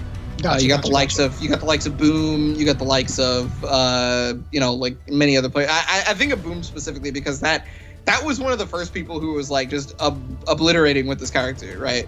I know there's being like 2 swords, etc., right? Mm-hmm. And so we do have, again, these guys gearing up, ready to go. I believe Guilu is up 1 game against Blade of Flame's Tira. We're going to see the adaptations make it happening slowly but surely. This is, I believe, the quarterfinals. It should be the final quarterfinals, right? Between like this top 8. So again, the winner of this is going to be facing off against Skyzo, but we still have only 1 game down from Guilu. We had to take a slight break just to kind of give you what's going down with Yoshimitsu, right? We want to make sure that you guys are fully educated because I'm also learning with you guys, right? Yeah, it's he's definitely a character that you need to sit down and learn because quite honestly, he's one of, if not the best character in the game. It's hard to say that he's not up there without question. He is something else sometimes. But in a stage without ring outs, you at least have the possibility of not dying immediately. But the problem is, regardless of the stage not having ring outs, he has one of the best wall games in the business. It's he has very few trade-offs, I should say. And we'll see if that comes to effect. I'm sure it will. Like it might just be inevitable to see it. But Tira could possibly do the same thing. We saw that through the likes of Jabber JJ. We've seen the impact of having their opponents back on the wall. But we'll see what happens here in game 2. A lot stronger stepping from Blade of Flame so far. He's actually stepped and punished multiple verticals, just like that one right there. Ooh. Uh-oh. And as we mentioned, in this specific position, any opening that Guilu gets can be huge. Okay, there's the Brave Edge right there. Yeah, he wanted to try and get the wall splat, but it was a little bit off axis, so no dice. That's great for Blade of Flame, and he may have a chance at it. Okay, Brave Edge, plus frames, goes for the low. He's not going to do it, but oh, nice. The interruption! Nice. That's the power. That's the power of that 10 frame A. That's just one of the strongest parts of that. And I'm glad you mentioned that too, because I gave you a pause there. I was like, wait a minute. That's actually a huge punish, right? We just talked about that on the slide earlier. Yeah. Oh, wall damage? Oh no. Oh my god. We also talked about this in the slide too. Whoever made that up, whoever put that info together, nice work. Nice work, Ebonic. I may have made all the slides. I just didn't want to say it. Oh, yeah. Wow, he actually got under the command throw. I like the attempt from Blade of Flame because that command throw would have put him back into the running for being able to take that round. And I think maybe Guilu was privy to that. Unfortunately, big hit right there on that lethal hit. Again, kind of changing up the pace a little bit from Blade of Flame. Another interruption there from Guilu.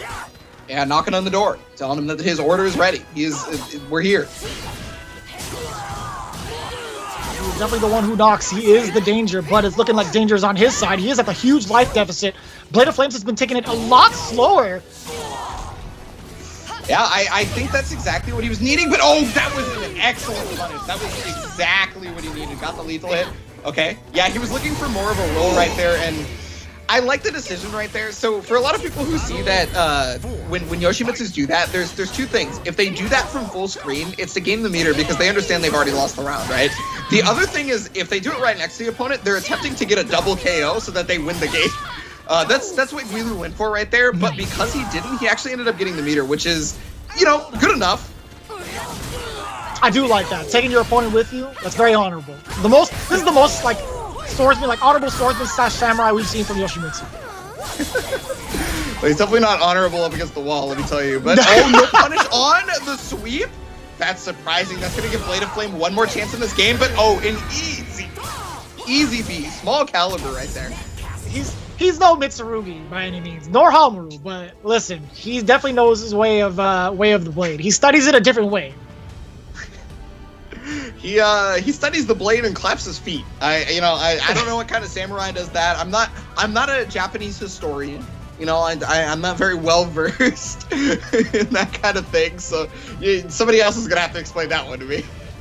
I feel like it's just his own style at that point. He's adapted to the blade, not necessarily studying it through and through. He's like, you know what? This theory looks pretty good. I'm going to see how I can make it even more degenerate, right? I mean, he does a good job of it, honestly. Guilu is currently up 2-0. Just using this to great effectiveness. This is one of the reasons why we saw Guilu do so very well in the Soulcalibur Online Challenge.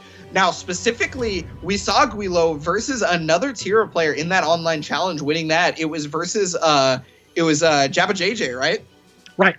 In the online challenge, if I remember correctly. So that was one big deal. He's already proven himself to show strong prowess in this matchup in particular, and it's kind of showing through and through here. I said his name wrong. Jabba JJ. Excuse me. I got to put some respect on the name. It's very important. I thought I heard you correctly. I was like, wait, I'm pretty sure he's... I thought you said it correctly. Oh, did I? I don't know. I worry too much about slurring my speech, I guess. I feel that. I definitely feel that. So we do have, again, Guilu geared up against Blade of Flame. 2-0 so far for Guilu. Here we go. Yeah, another stage change. A little bit more range this time. And, okay, I think Blade of Flame really recognizes when that 3B is going to get extended fully and has stepped it every time. He didn't get the punish on this game, but the last game he showed that he was able to do it every time. He grabbed an A-slide B and got a back throw for it? Are you serious? That's actually unnecessary. How do you do that? I'm sorry, that's super impressive. Already at a huge life deficit is Guilu, but slowly making his way. Okay, yeah, the sidestep over. Great positioning there from Blade of Flame. Yeah, that's been the one consistent change in the game plan versus Guilu so far, is that sidestep on Blade of Flame has been almost perfect. Oh, great knowledge on the string. It's a testament to his prior matchups with other tier players, right? But again, to no avail. Getting the first round is Blade of Flame, showing that he's more than ready to adapt to whatever you have in mind, too. And you see kind of Guilu not taking the movement options too much. He's willing to sit there and guard. I wonder if that's coming to his detriment, actually, just sitting there and guard, because it's allowing Blade of Flame a lot of real estate, right? He's like stepping, guarding, and then seeing if Guilu's willing to do anything, and, oh, you're not going to do anything? I'm just going to hit you. Yeah, he's definitely playing that small caliber type game. You're seeing a lot more just regular old AAs and things like that on the side of Blade of Flame. He's just taking the punishes where he can get them, but big hits are starting to be incorporated. Yeah, winding down just a little bit. Oh my god, yeah, you weren't kidding. Yeah, getting a lot of these straight hits, really adding up to those final moments was imperative for Blade of Flame to get that second round. And you see the carry, yep.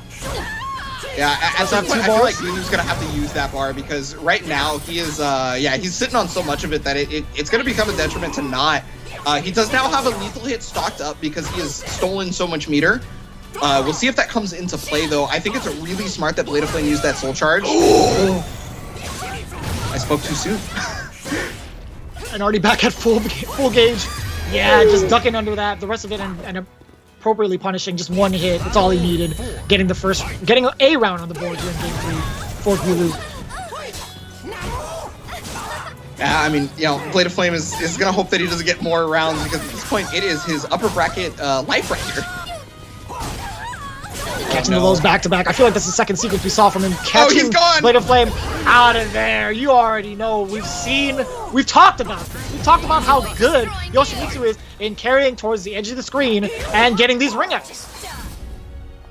Yeah, it's just the claim to fame for this character. And I'm going to be honest with you, Vicious, you haven't even seen the craziest ones yet. You see the middle of the stage that we are currently at? Yoshimitsu actually has the ability to ring out from here. You know, I might have seen like a highlight or two coming from Guilu, but I would love to see it again. I'm not opposed to it. We'll see if it ever comes into fruition. I feel like most players, when they play against Yoshimitsu, that's exactly what they're looking for. They don't ever want that to happen. So they play it in oh no. Oh no. Okay, he's fine. That was definitely a sequence and a half to make it happen, right? But still getting a huge chunk of life from that deficit. He was more than ready. He's like, all right, I'm going to make sure you're watching out for my ring out capabilities. In the meantime, you're going to take these blades to the dome. Okay, I know I said he's fine, but he was not fine. He took like 140 damage on that one combo. It was either he wrung him out or he did like 140 damage. Like, good lord. I don't feel good about that. That's what I think about Yoshimitsu though, is that combo is actually is guaranteed damage, even if you're able to Ukemi. And because you Ukemi, you actually take more damage than if you just took it wrong, right? Like, if you just took the damage normally, because it resets the combo scaling. So that's why he took so much damage from that one combo. But of course you want to Ukemi, right? Because you don't want to get a possibility of another mix-up.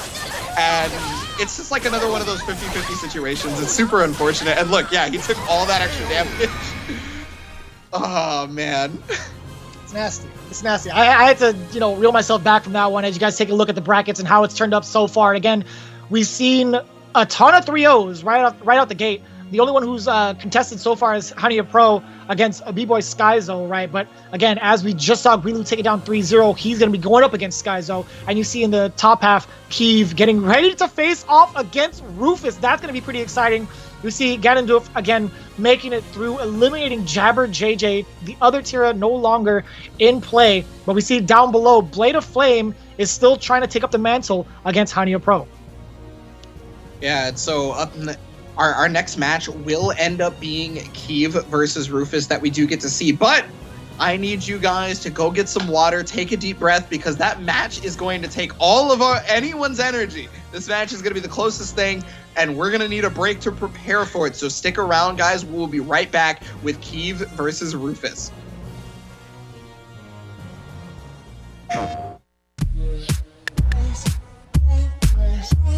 The Soulcalibur EU monthly finals for September saw some familiar names back in the competition. It made us wonder, who would make it to the finals this time? Who would make the top 4? Would it be fan favorite Fan Lee? Rufus? Only time would tell. The first match of the day saw Fan Lee take on Nin. It was predicted that whoever took this match could make it far. And well, Fan Lee showed us why they deserved to go the distance, winning the match 3-0. Oh no. Might have it right here, KP. This is it. Oh yes! No!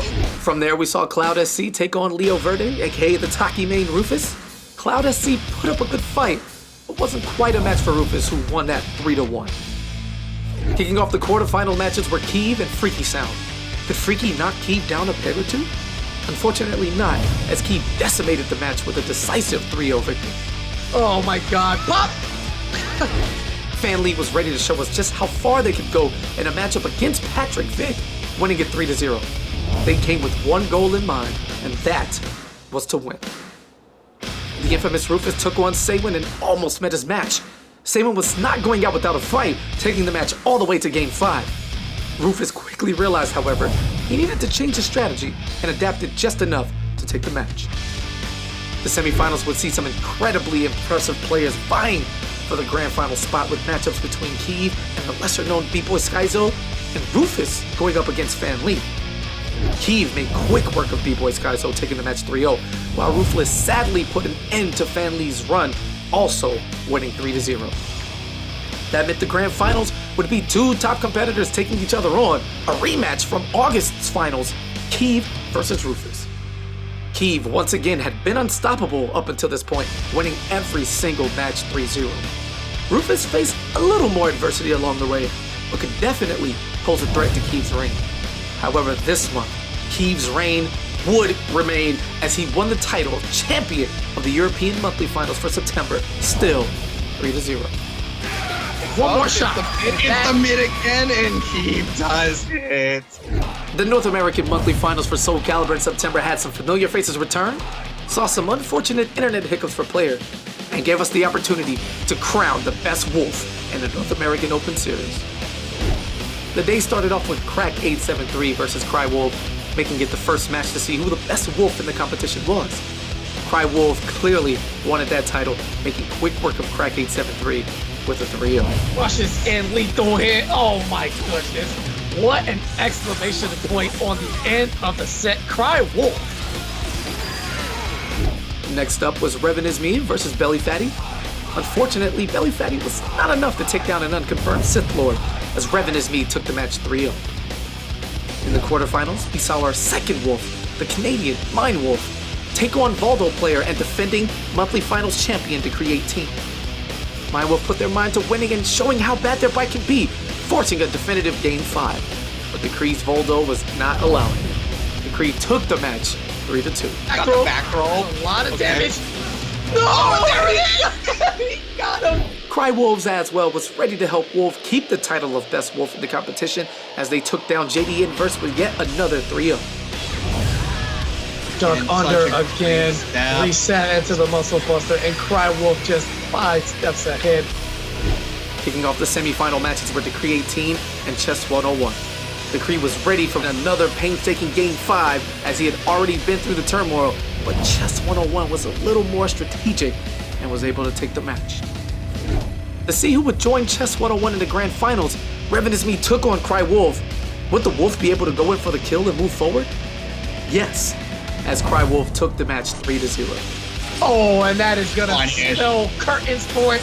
Do the dance, tune up the band. The symphony is here, and all the swords are in attendance as Revan Is Me sees elimination. Grand Final saw Chess 101 and Crywolf go head-to-head. Chess had shown great skill throughout the competition, but Crywolf took every single one of their matches 3-0, and so it would be in the Grand Finals as Crywolf proved they were the best wolf and the best player as the North American champion for the September monthly final.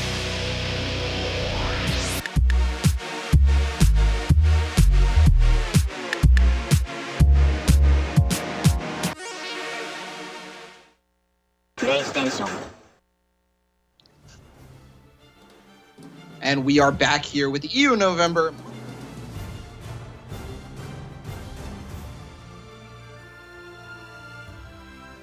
And we are back with the EU monthly final for Soulcalibur 6. Now, we have narrowed down the upper bracket so far to 2 of our champions. Excuse me, Oh, boy. 3 of the people who normally get top 3 because B-Boy Skyzo is there on the lower end. And we got a bit of a newcomer moving on forward in Guilu. Now, Guilu not being the newcomer in Soulcalibur at all, but newcomer to the Open Series broadcast right now. So, the big talk of the town, however, is going to be that Keeve versus Rufus match. And we kind of prefaced this a little bit earlier at the top of the show, and I was actually talking about this during the break with Ebonic Plague. Just watching these two play each other this early, and it's not a grand final situation, that's got to be probably one of the scariest things if you're rooting for either one of them, but it's such a delight for a spectator as well as the commentators. Yeah, it's definitely not something we're, normally used to, but because of the last tournament, B-Boy Skyzo actually took out Keeve, meaning that B-Boy Skyzo got the better seed here in the top 8 bracket. So, that means that he has the privilege of fighting whomever wins this if he is also able to win his bracket. But before we get to that, we have to figure out who that person goes to the upper bracket final. Is it going to be Keeve or is it going to be Rufus? Now, current matchup statistics favor Rufus. I'm not going to sugarcoat it. They do favor Rufus at the moment. So we're kind of looking at that right now. But because these two will play either week after week, depending on if they run into each other in the weekly qualifier, or month after month, because we know they run into each other at the monthly finals, you have to sit down and you have to really figure out, what am I doing wrong?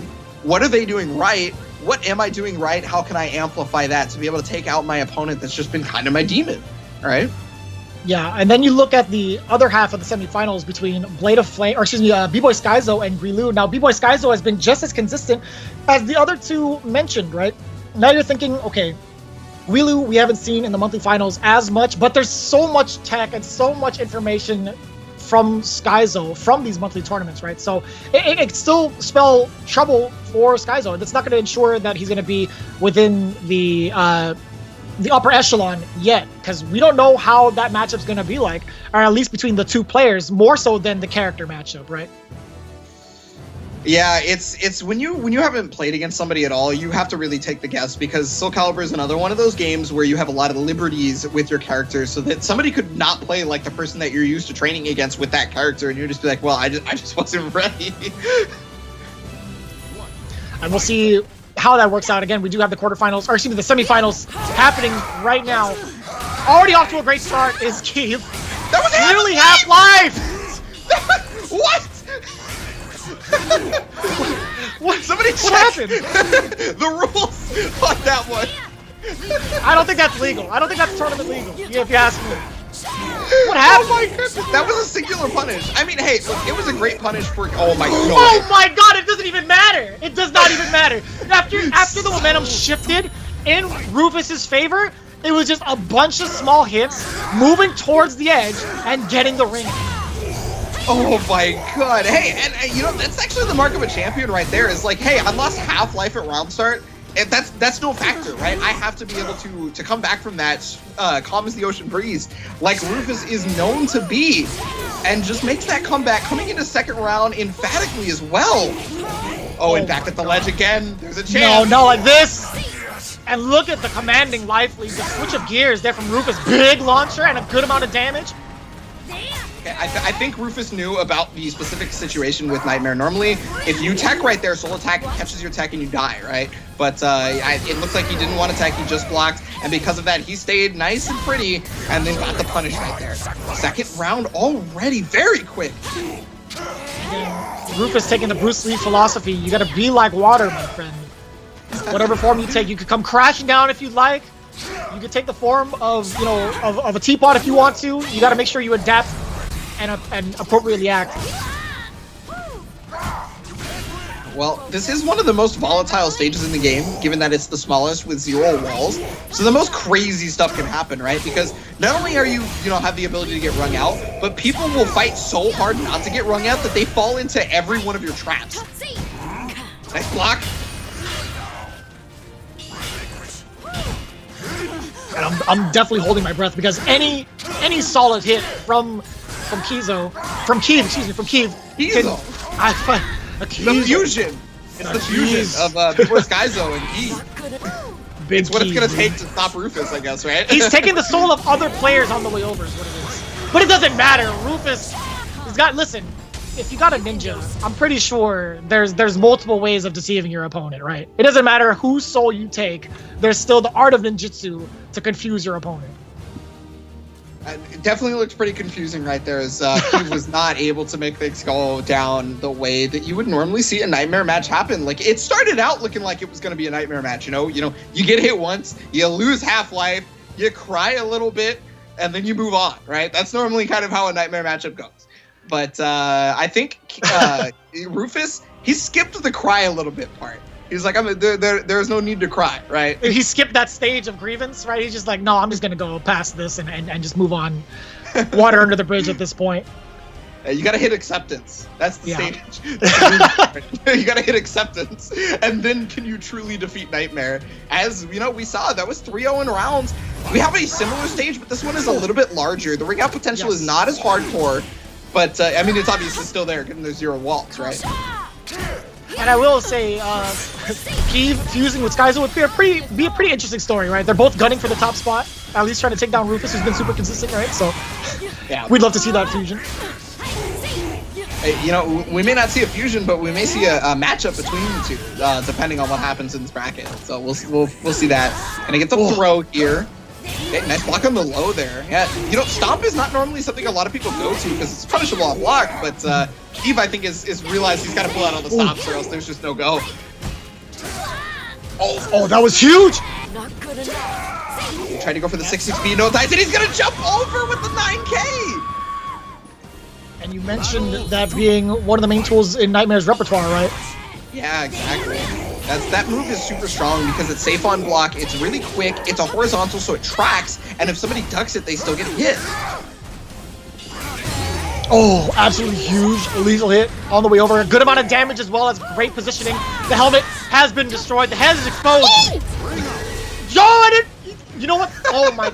It froze for me right when that happened, so I couldn't tell if she was hanging on at the edge of the cliff. I swear, I feel like I saw this character just holding on for dear life. As soon as I saw that AGA, I knew. I was like, oh, that character's out of here. And just as quick as Rufus took those 2 rounds in the previous game, Keeve answers right back. There is a lot of meter here for Rufus, but how will it get used? That's the big important part. Oh, tech trap! Huge damage. It's interrupt though. Doesn't have to deal with that +2 situation on the AGA and even catches the roll. Catches the step! Rufus is all over it.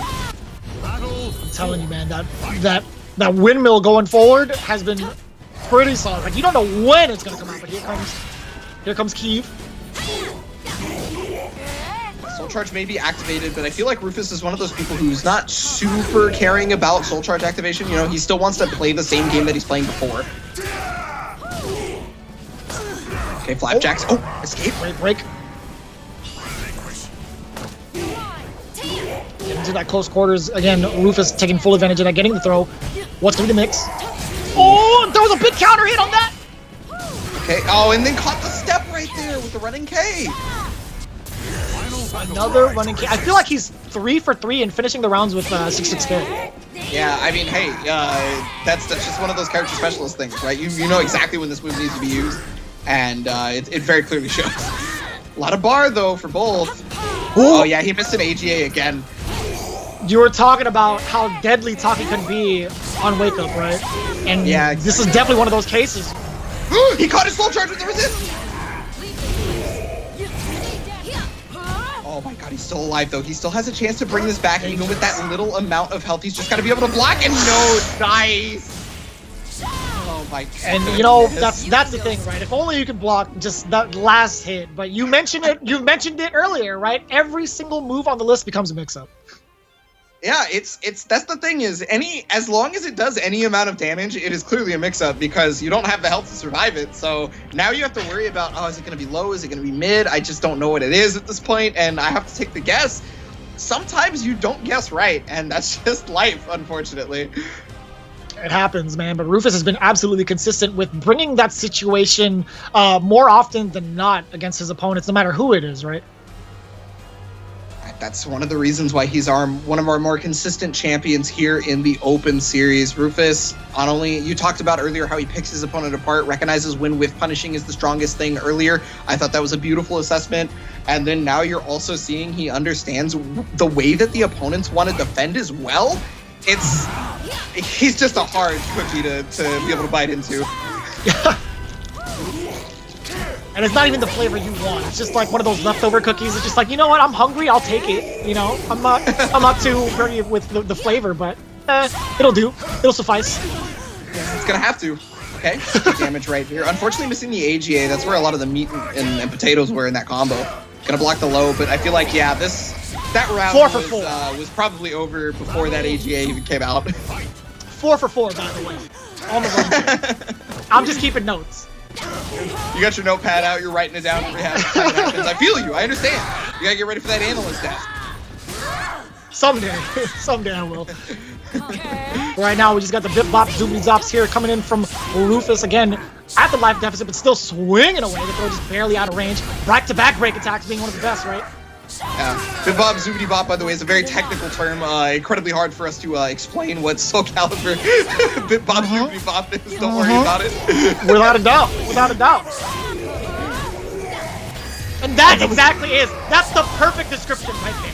That was That's Bot actually- Zoopity Bot. You saw that it right entire there in sentence. action, folks. Coin it right now. I want all 4 of those words as that particular sequence. All right, going forward. Yeah, actually, each move that he did was a different word. So the first attack was Bop, right? Or Bip, excuse me. It could have been just mixed up all the way through. Okay. Ooh, what a step! The right side there. stab! It's an A6 lethal hit. He was hoping for the wall and he didn't get it, so that's a significant damage loss. Still getting the mix-up, catching the roll. Yeah, gets the damage on the table, but still the positioning is all in He favor got of it Rufus. again. He called out the soul charge back to back the second time. Oh, big comeback here. Ugh, not Like, quite dead.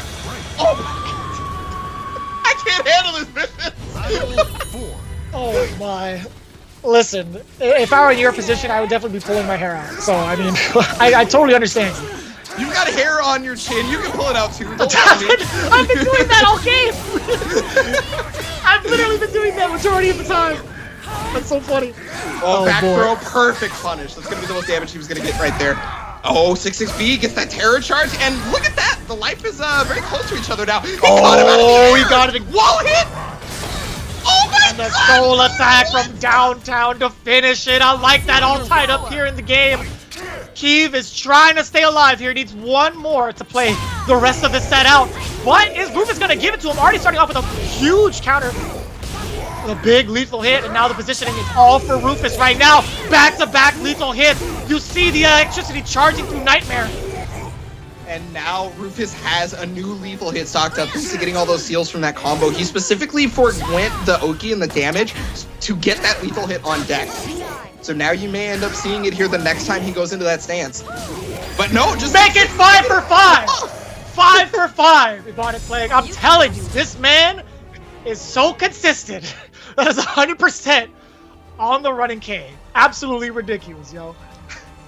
Hey, you know, it just kept working, and at the end of a match like that, you're definitely not going to see that. You're definitely not going to expect that move specifically, right? So that's exactly why Rufus went towards it, and that's why he took that 3-0. But another big reason you saw right there is he hit that A6 lethal hit twice, dodging the drill here, getting that lethal hit again, and then he popped both seals. And that is why this 6-6K ended up being the best mix-up for him, is because Keeve was thinking, okay, he has that lethal hit on deck, which is a low normally, right? So because it's a low, 6-6K being a mid is the new mix-up. It's the new hotness. And that's why it hit multiple times. He wanted to block or he wanted to step that lethal hit. And you saw towards the end of that was a counter hit, so he was trying to swing away, but at the same time, again, there's no stopping Rufus as he moves on 3-0 over Keeve. And we still have plenty more to go as we see the EU November monthly final bracket. B-Boy Skyzo. See, I'm not going to mess up the names this time. Going up and getting ready for Guilu's Yoshimitsu is going to be a Sophia versus Yoshimitsu. That's going to be pretty interesting to see. And you see, again, Keeve Rain being put down towards that bottom lower bracket, waiting to see who he has to face off against between Blade of Flame and Hanya. I'm actually really interested on who Keeve has to play, but unfortunately, I am not going to have to see that until a little bit later. But on the other side, fortunately, instead of unfortunately, it's going to be Guilu versus B-Boy Skyzo, just like you mentioned a little bit earlier. Yoshimitsu versus Sophie. Yoshimitsu is one of the few characters that fights at the range that Sophie is normally incredibly strong at. He fights at that range very well, actually, especially considering the threat of a possible ring out if he gets a hit on you with meter at that range, right? So you got to be real careful. And I'm glad you prefaced the matchup with that. I was just about to ask you what sort of things that Guilu would have to take into account. Again, we've talked about Sophie being one of the best at whiff punishing things, but Guilu also very solid in converting a lot of his damage into that carry, right? He's very consistent at pinpointing when the opponent wants to strike and taking full advantage of that. So I really want to see these two kind of player traits go head-to-head, and we get to see that here in the semifinals as they're gearing up, ready to go. Again, Skyzo has been very, very consistent within the top 3 a good amount of times, so I want to see what Guilu has to bring to the table here, as this is I believe our first time seeing him in the monthly finals. Yeah, it's going to be the first time we see him on the broadcast, and I think actually this is the first time these two have played in a tournament that I have watched. I do not believe they ran into each other during the online challenge for Soulcalibur either.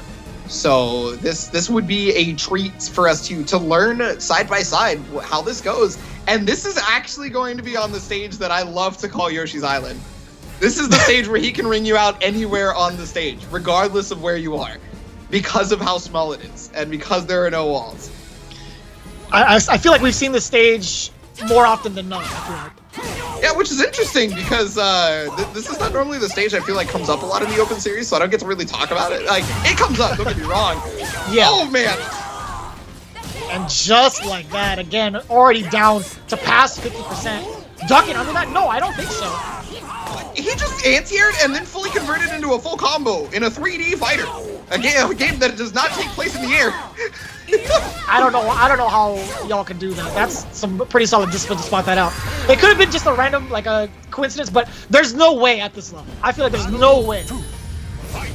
Yeah, I feel like with these two players, if they converted like that, I would definitely call them intentional, right? With these two. And that's just the testament to their skill, right? Exactly why they're in the top 8 scenario. And look at this already at a huge deficit. Very reminiscent of what just happened in that first round. Backing off just a little bit. Now it's giving Guilu a little bit of chance to come back. We see the damage capability from Yoshimitsu. That is Ukemiable to the side if you get hit by the first part of it. So maybe B-Boy Skyzo just was not ready for it, was maybe looking for the mix-up opportunity, and it just never came. I do like the idea that he backed off originally because Yoshimitsu has the one of the best reverse ring out games in the game, so he didn't want that to happen. But, you know, Guilu sniffed it out and he was like, okay, you don't want to get reverse rung out, but you'll keep backstepping. That means I just get to hit you for free. Door knocker into Brave Edge.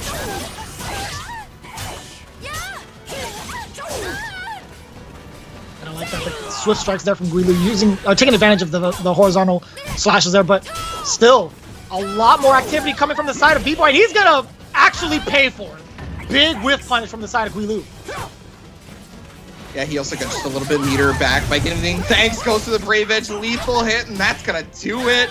And he's also gonna just, oh wait, do you get bar in, okay, so you do. You do. If it's already initiated before the opponent dies, okay. So I wasn't too sure because a lot of the effects of moves will be negated if they die before the effect happens, right? So I was wondering if maybe he had died before the effect or if the effect had already gone off. But so he got the meter. Unnecessary roughness is what I like to call that.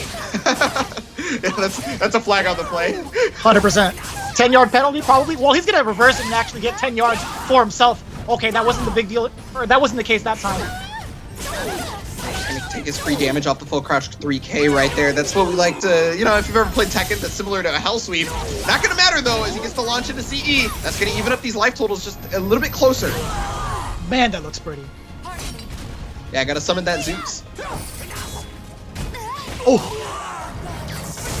Locking the mix-up, getting ready for flight, but still very aware of it. And yeah, I gotta finish it down. Ooh, yeah, you already know. As soon as he got that knockdown, it was lights out. That was an unfortunate whiff on the grab. He wanted to try and save himself after whiffing that grab by using the resist impact, but it was too slow. There was too much recovery on the grab right there. So, unfortunate decision there from B-Boy Skyzo. That's going to put Guilu up on the first game, and that looked real strong for Guilu. I understand that the stage makes things a little bit scary, so I wonder if a stage switch is going to be able to help out B-Boy Skyzo's mindset. Because a lot of the time when you're playing on that stage versus Yoshi, you forego your thoughts about defending against Yoshi properly because you're like, the only thing I want to defend against is the thing that'll ring me out. Yeah, and that makes sense too, because you saw the significant turnaround in momentum from Guilu as that moment happened. Like, you see Sophie kind of backing away, does not want to get reversal rung out. So that kind of momentum shift was everything that Guilu needed to pretty much seal the round. That was literally the breaking point for Skyzo to start losing those rounds, right? Yeah, no, exactly. Like we talked about, Guilu decided that, hey, I know you don't want to get reverse ring out, so I'm just going to catch your back step. I'm going to catch your side step because you're going to keep trying. But yeah, so here we go. Second game right now on Replica Kiramorn. Getting that Witcher in there. And you know, that opening quote from Yoshimitsu, it is anyone's battle. This man, like, again, being able to take it back from you in anywhere on the screen, any point of the screen, it really... he knows what he's talking about. He definitely knows what he's talking about.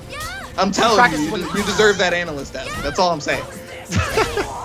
I love the little tidbits of the characters, man. I love reading the little nuances that they have. Yeah, I do too. Like, honestly, I cannot blame you one bit. Oh, nice mix-up. So yeah, use that Twin Angel step to make him expect that it was going to be the mid because the stab is going to do the most damage, right? And so he stood up directly into the throw. Oh! Oh, he tried to go for that step launcher, but unfortunately he pressed it too fast, right? So he didn't actually fully step the... Did you see him track him down laterally? He was like, I understand you don't want to get wrung out, but, you know, I also have plenty of things to kind of stop your movement. That was sick. Look at this instance right here. On the replay and getting the launches, that was so smart from Guilu. Yeah, that's just some of the strength of Yoshimitsu time and time again. This character is so good at that. Ridiculous movement. Tying it all up here in the second game. Okay, gets the knockdown right there.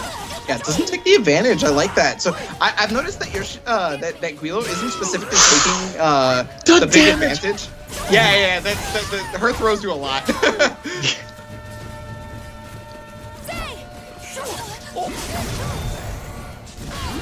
He's got that lethal hit stocked up now that he's taking that meter. But unfortunately, there's not a life for Sophie right now. There's the soul attack. Yeah, wants to change the tide of battle. Great step! What do you mean? Throw. He was 100% prepared for that. The reactions on this man is close to none. He was 100% sidestepping, full punish. The mix-ups in the sky as well. Okay, yeah, look, we have the character that's the whip punish queen, right? So gotta watch out what she's capable of here. Oh, fake the unblockable to catch him stepping. I like it. And it's kind of interesting you mentioned that. Again, we talked about Sophie being the whiff punish queen. There wasn't a lot of instances where Guilu has been throwing out some of these normals. He's been positioning himself so well. And look, speaking of which, already at the wall, and the damage is just racking up. This character probably has the highest wall damage on average. Like, oh my God. It's oh it's one thing for a player like Skyzo to take note of how the opponent attacks, but it's a whole different story when you're trying to track down the movement as well. Guilu, again, he's just moving around the ring so well and catching Skyzo so off guard that it's really a testament to his skill, right? Despite not seeing him in the monthly finals as often, this man is definitely a full plate to handle for Skyzo. I hope he's had some space in his stomach for all this Yoshimitsu. Yeah, it absolutely speaks to the player, right? You could take away all the Yoshimitsu strengths, right? Just forgo those for just a moment and think about it this way. You notice that the decision-making from Guilu specifically, Guilu as a player is specifically calling out B-Boy Skyzo left and right. He could be playing any character right now and he would be stepping those, he would be getting the full punish, and I mean, you know, it's obviously not Yoshimitsu if that's the case, but I feel like the outcome would still be the same at that point. Mm-hmm. And we'll see the adaptations being made too between these two, right? Skyzo and Guilu coming up once again, but still Guilu is looking to keep the trend going with all the EU players and trying to make it as close to 3-0 as possible. Okay. A lot more mids here from B-Boy Skyzo on the mix-up potential. I guess, you know, he's trying to race Yoshimitsu in damage because he's... Oh, great step. Yeah, that is steppable every time you block the first part and the opponent does the follow-up. Now, the thing about that, though, is Yoshimitsu doesn't have to do the follow-up, so be ready for that. Oh, this is absolutely huge for Skyzo. Look, this is the thing, right? He was playing so much more compact and up close. He wasn't relying on the whiff punishing strategy as much and applying the pressure against Guilu to kind of see how he reacts, right? A lot of mids coming your way, and a lot of these hits connecting. That's what we call the small caliber game, right?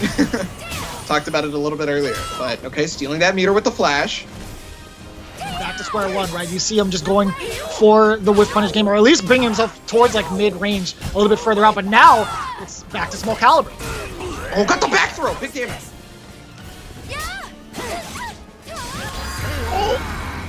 Yeah, that horizontal mid right there. Not only to catch if there's a step, but also to catch somebody trying to press buttons when they're at disadvantage.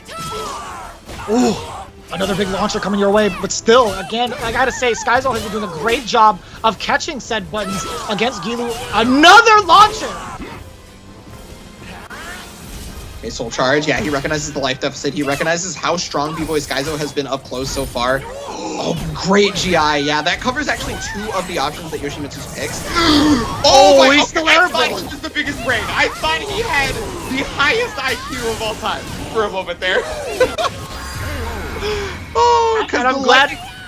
Go ahead. The lightning bolt comes down from the top of the screen, so I thought that was probably the perfect time to go for it, but unfortunately, maybe just a little bit out of range.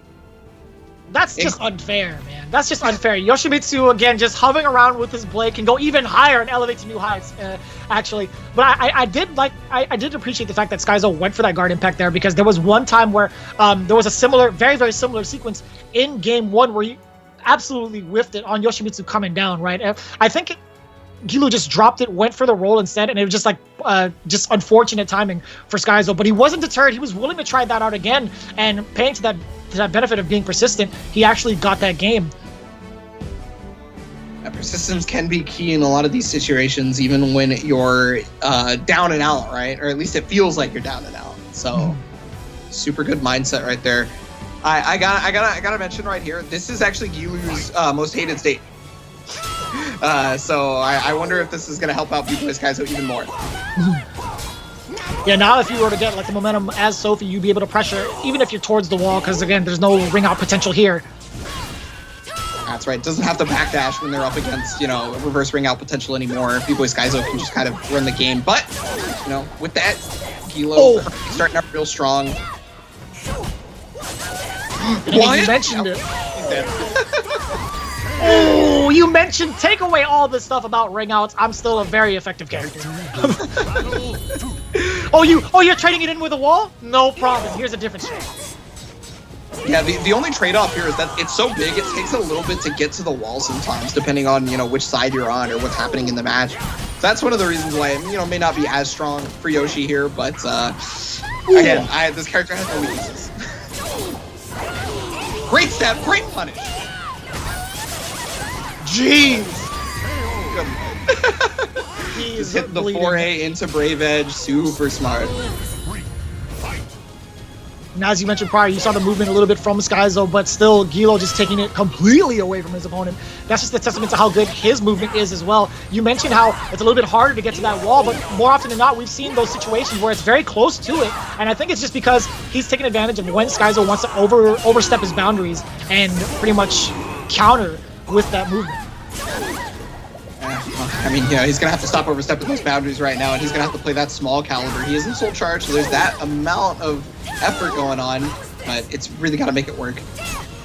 A lot of openings from these lows, and speaking of, Sophie now pressing towards the wall. We see a huge difference there, just applying even more pressure.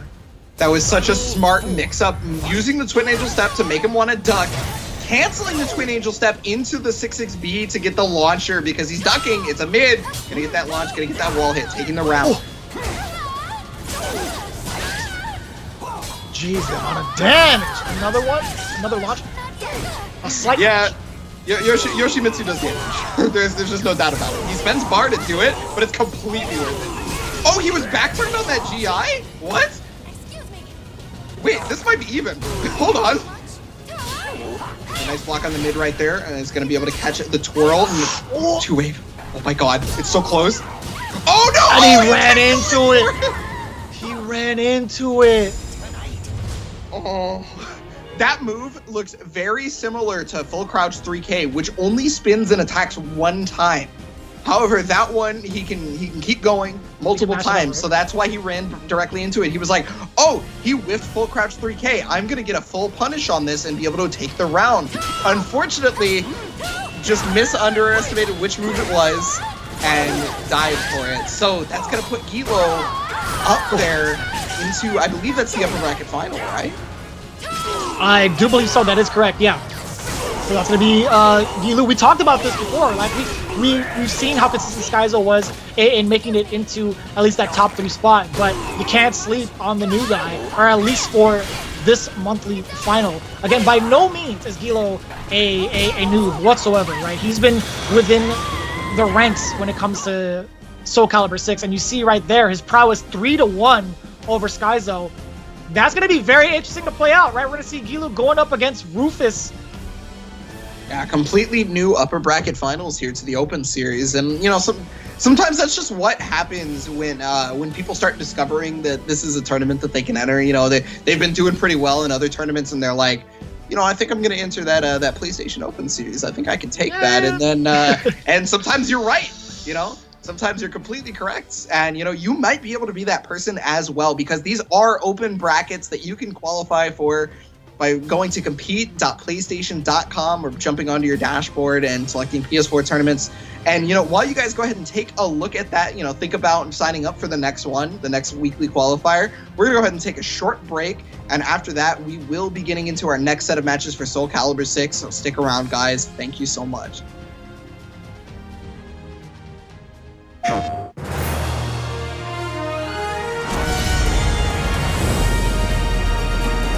Let's cut right to it! Right on cue, speak it into existence, and it shall be. Close your eyes, don't get blinded by the light.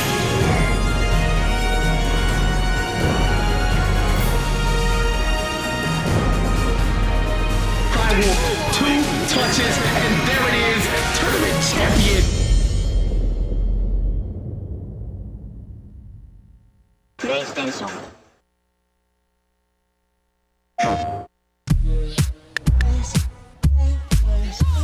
The Soulcalibur October monthly finals in Europe saw some very familiar faces and strong competitors trying to dethrone the great Rufus. But would they succeed?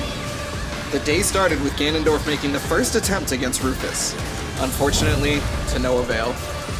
That led us into a fairly intense match between D-Now Nin versus Hanya 90, after which Hanya 90 advanced to the semifinals.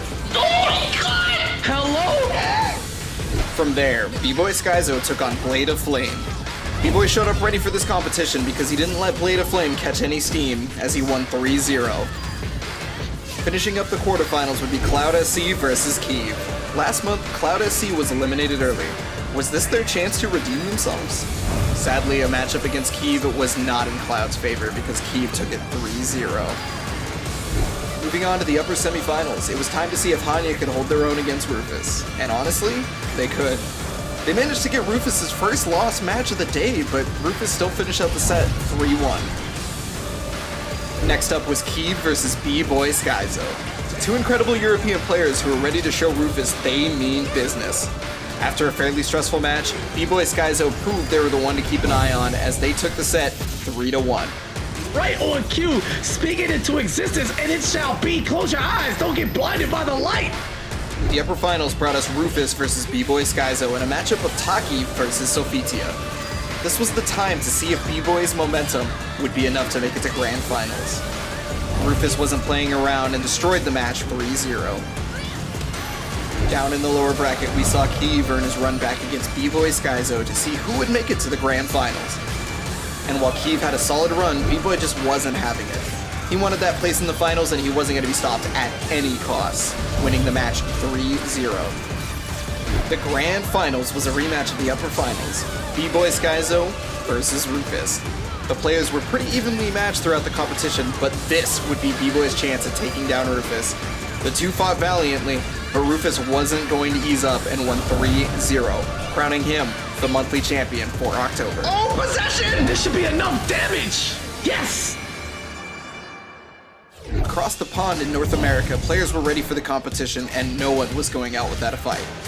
The first match of the day was the lone Canadian MTL Gigs taking on VCX 000 with Nightmare against Aswell. The match seemed like it was for sure Giggs' favor when they went up 2-0 in the set, but then VCX 000 came back at 2-1. Giggs, however, adapted and clutched out the win at 3-1. Next up was Yoshimitsu 6 versus Crywolf with the ever-popular Samurai Alien and, well, another Aswell. Crywolf reminded everyone why they were the player to watch, though, taking the match 3-0. Oh, and the attack, Crywolf, so aggressive! Oh! Then it was time to see Kronvik versus Crack 873. Kronvik put up a valiant effort against Crack, but it wasn't enough, with Crack still winning 3-1. Oh, that connected! Oh, Donkey going to Maxi! Oh! It was systematic, it was hydromatic, it was Dr. Psychosomatic versus Chess, with an interesting matchup of Sassalamel versus Sungmina. It seemed like Chess's game forcing Psychosomatic to change to Ivy, who they looked more comfortable playing. However, it was a little too late and Chess won 3-0. In the upper semifinals, it would be MTL Gigs against Crywolf. They managed to get it tied up 1-1, but Crywolf's Aswell was not ready to lose and he took it 3-1. Then it was time for Chess versus Crack. Crack was ready for Sungmina with Maxi and crushed it 3-0. No. No. He's gonna get rung out for it. The upper finals gave us Crywolf versus Crack 873. Could Crack the win against Crywolf? It looked likely when he took the first match, but Crywolf fought back. The two took it to Game 5, but Crywolf inevitably won 3-2. Muscle Buster, that should do it. Down in the lower bracket, Crack 873 earned his rematch against Crywolf in the grand finals. Could Crack reset the bracket and take the win? He tried, but to no avail, as Crywolf would become the North American champion of October with a 3-1 victory. I don't know what happened, but it is working in favor of Crywolf. 2 touches, and there it is, tournament champion.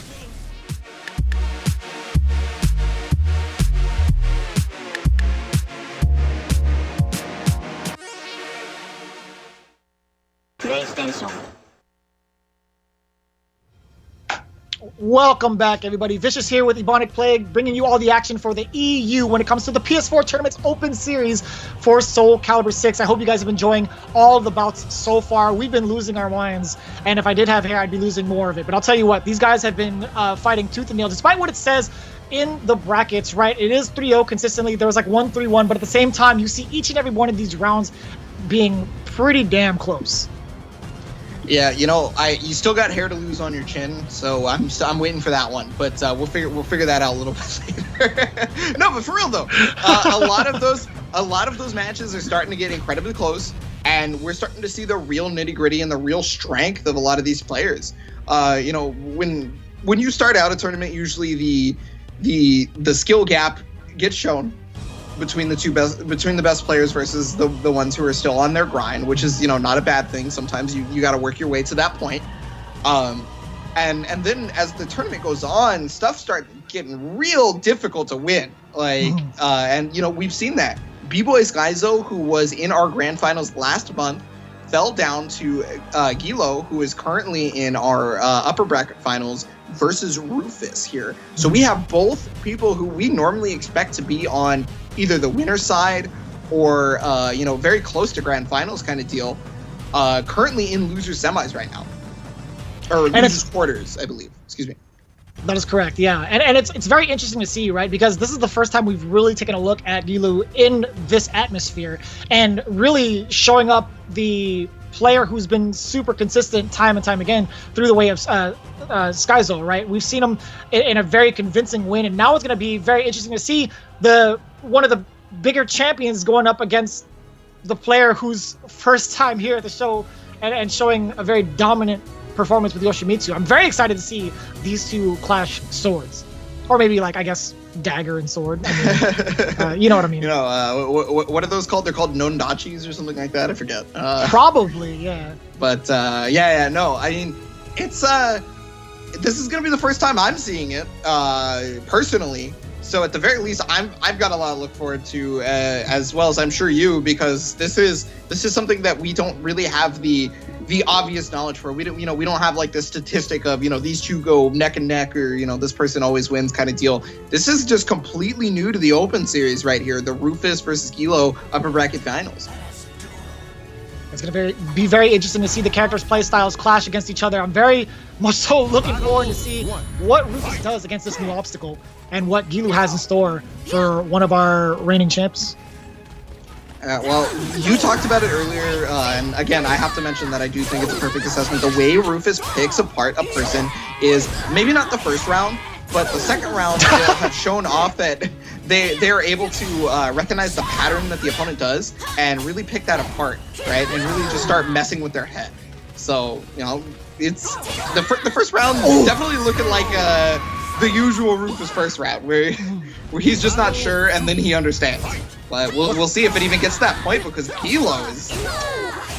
What's the battle assessment here, man? It's been all Guilu so far. And I gotta say, we kind of neglected to mention this earlier, but Guilu has just such a fun way of conditioning his opponents, right?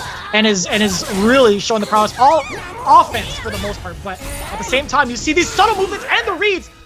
Man, the poison, this spray too. I forgot he has that. Guilu probably has like 8 points in offense and the rest are in defense. He's looking pretty good, honestly. Oh, getting the back throw. Yeah, that is a mix-up opportunity. Normally, Taki can go for the rest of the combo, but if you decide to go for a back throw, the opponent has to duck. Otherwise, it's guaranteed damage. You cannot tech throws from the back. It is impossible. Unless your name is either Astroth or Volvo. Yeah, Volvo's a different beast, man. But speaking of, we'll get to that later. Speaking of beasts, back to back again, trying to force Rufus to the corner, but Rufus again, yeah, readjusting himself out of the corner, or at least out of the wall. Tried the string right there for Guilu. He knew that was going to be a high duck and took over half his life. Same thing right there, eventually getting that low. He may have taken a lot of guard damage for it, but he eventually got what was required, which was the round. Ninja tabbies to the shin is definitely not a good feeling. You saw the counter hit there. You saw Rufus possibly trying to make a move right before that happened, but still 2 rounds for the side of Guilu. And again, Rufus slowly starting to pick apart his opponents now. Oh no, no, he dropped the combo. That's one of the first times I've ever seen Rufus drop the lethal hit combo. Normally it's bread and butter city, never drops that stuff. It's clear as day. He's working his 9 to 5, but. Okay, it didn't end up mattering. He, just pressed his advantage with the A's. He was able to make it happen, and we were 2-2 in the first game already. He's trying to clock in that holiday thing, you know what I'm saying? Like, he's still making sure, like, even though he's dropped a little bit, he's making up the hours at a different day. Hey, well, I mean, making up those hours, that's gonna eventually add up right now. He's already got a really strong start, especially because Yoshimitsu does have that red flashing guard gauge, just means he can be guard broken at any point! You spoke it into existence, Demonic Plague. This is you. This is your doing right here. It was guaranteed! I couldn't stop it if I wanted to! It's going to be a very tough situation from Guilu. Again, huge life deficit, but still has a good amount of bar to work with as well. Speaking of, yeah, the soul charge. Yeah, I wonder about taking the bar from Rufus right there, because he would have gotten the access to the lethal hit when the opponent's just sitting on 2 meter, which is unique to Yoshimitsu, but ended up not mattering regardless, as Rufus is going to take the first game. And all right, that was a really close one, Vicious. I know that Guilu has been tearing it up so far here in the Open Series, at their debut Open Series. But we have yet to see somebody make Rufus bleed like that. Even when Keeve won, it still felt a lot like it still felt like Rufus might do it, right?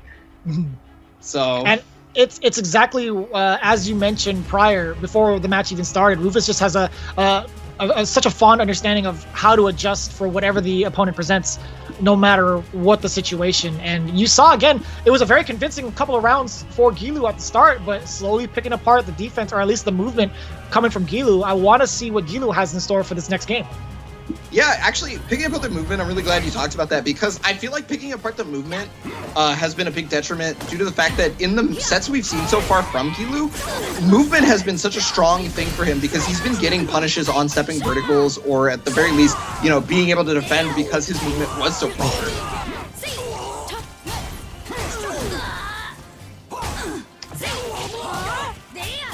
Ooh. And again, just knowing exactly where to move at what time has been oh, wait a minute! This is gonna be very okay. Oh. That could have been a huge deal. That could have been a huge deal for Guilu, but still calm and collected, as Rufus has been throughout the entirety of these Open tournaments. Yeah, Rufus talked about it in previous things when we've asked him questions about it. He just says, I drink some vodka and I'm calm as the ocean breeze. I'm good to go every time. Why you have to be mad? It's only game. It's only game. Oh, rainbow drop, big damage.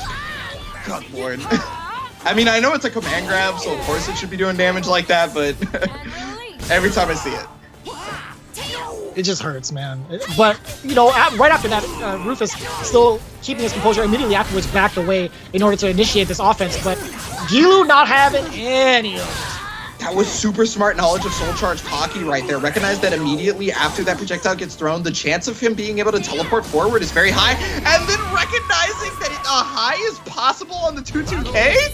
No way.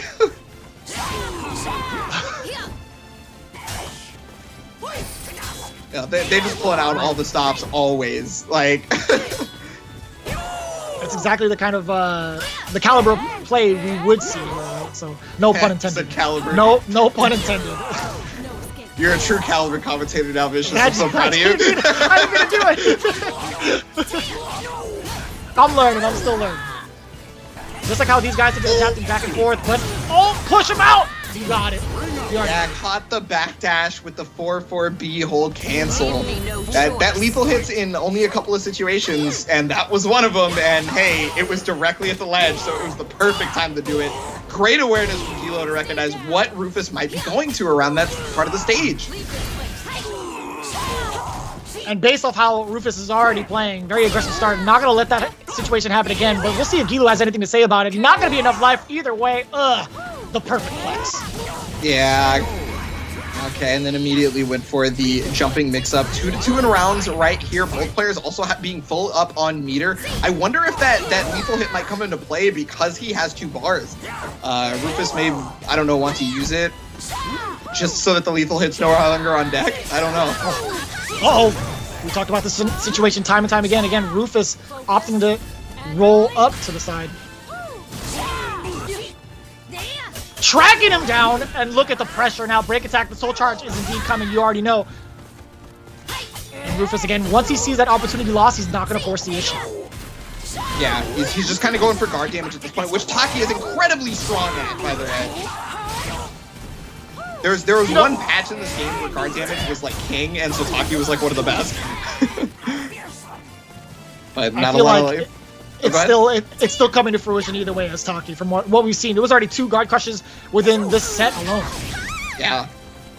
So, just barely any health. I love the ranges that Guilu is playing at, right? Like he understands that risk reward is nowhere in his favor. He got the lethal hit. I think that was the second time this set I have seen him do that move at all. He was not touching that button until that one moment, and he called it out the absolute perfect timing? Listen, what Rufus has in terms of, like, picking out the opponent's movement and adapting, I feel like Guilu has the same when it comes to reads, because that is, like, you rarely catch Rufus off guard. You very seldom do. You've seen it time and time again. Guilu pulling it out at the last second was virtually... like one touch. It was essentially one touch left. I'm thinking the tell that gave it away for Guilu was the fact that Rufus was doing a lot of those full screen 2-2Ks, right? He was just whipping buttons from full screen. So he thought if he walks back, does the shimmy a couple of times, Rufus will start going back to that. And then he can just mix in the, I'm gonna run forward and finally hit this button, and I think you're gonna press a button on whip. And if that's the case, that was the biggest call out of all time. I like that, the all or nothing play, man. Trying to live by the blade, dude. He didn't have any health, right? So I guess all or nothing was the right call.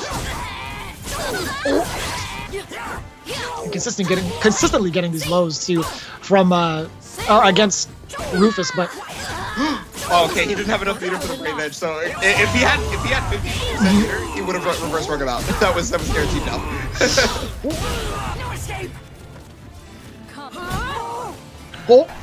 Spring kick blocked. Oh, that was... I wonder if that was an input error right there, because it got him side thrown, and yeah, there's the mix-up right there. Taki having that jumping mid-launcher, super strong. Yeah, I was going to say that might have been a little ambitious from the side of Guilu, but again, it could have been an error. I rarely ever see that unblockable from Yoshimitsu. So that's why I think it might be an error, but it might not have been. He might have been just trying to catch Rufus off guard, like we talked about a little bit earlier. Another throw, same side and everything. He's got one more chance at it. Blocks the low at the very least. Oh. Wait, is he out? Hold on. Oh, No, he's not! he flew just a little bit too early. Yoshimitsu had yet to autocorrect. That may have actually been a game changer there. 100%. Yeah, you saw it just a little bit too early. Not waiting for the body to switch over to the other side. That's going to be pretty huge for Rufus. That's got to be a big sigh of relief for Rufus. I think Rufus probably had to have known he was dead there, right? Big sigh of relief there, but again, I want to see if that does any sort of mental damage from the side of Guilu, right? It's got to. Yeah, well, I hope he keeps his composure because he's going to need it right now as he is down 2 rounds. Luckily, it is 1-1 currently, so, he's still got another game if he loses this, but he's got to make something happen, and Soul Charge is probably the way to do it. Yeah, he still had a good amount of bar. Oh, just onto the other side. Yeah, breakdance is punishable on hit. Oh, the my anti-air! god! He does have that anti-air grab. Normally it's used in combos, but hey, it's very effective as a real one as well. Woo-hoo-wee. Great call out from Rufus there. Incredible awareness. That's one of the things that you're only going to see versus very certain characters in the first place, and Rufus was ready for it like that. Yeah, I mean, you'd have to be, right? I feel like Yoshimitsu is definitely one of those characters that takes to the skies more often than not in comparison to the cast. Well, I mean, especially in Soul Charge, because in Soul Charge he gets access to a secondary type of flying, which I just lovingly call it super fly, right? Like because it goes much higher than the regular fly, and that's like the only real difference. And so normally you're not able to catch him, but I think Taki actually has the height on that jump to be able to catch him. That's uncalled for. You see the kind of pressure that Taki already presents on the ground, but she's also a threat in the air? Come on, man. You talked about Yoshimitsu having it all. Taki, I feel like, is looking to kind of be that character too, but that's just outside looking in. For the most part, I feel like it's just a testament to how Rufus is navigating this character, making it seem that way. So pre-patch, I would definitely tell you it's him making it seem that way. Post-patch, I can't tell you if it's all Rufus or the Taki buffs, because she got some buffs this patch for sure. Gotcha. She got some love.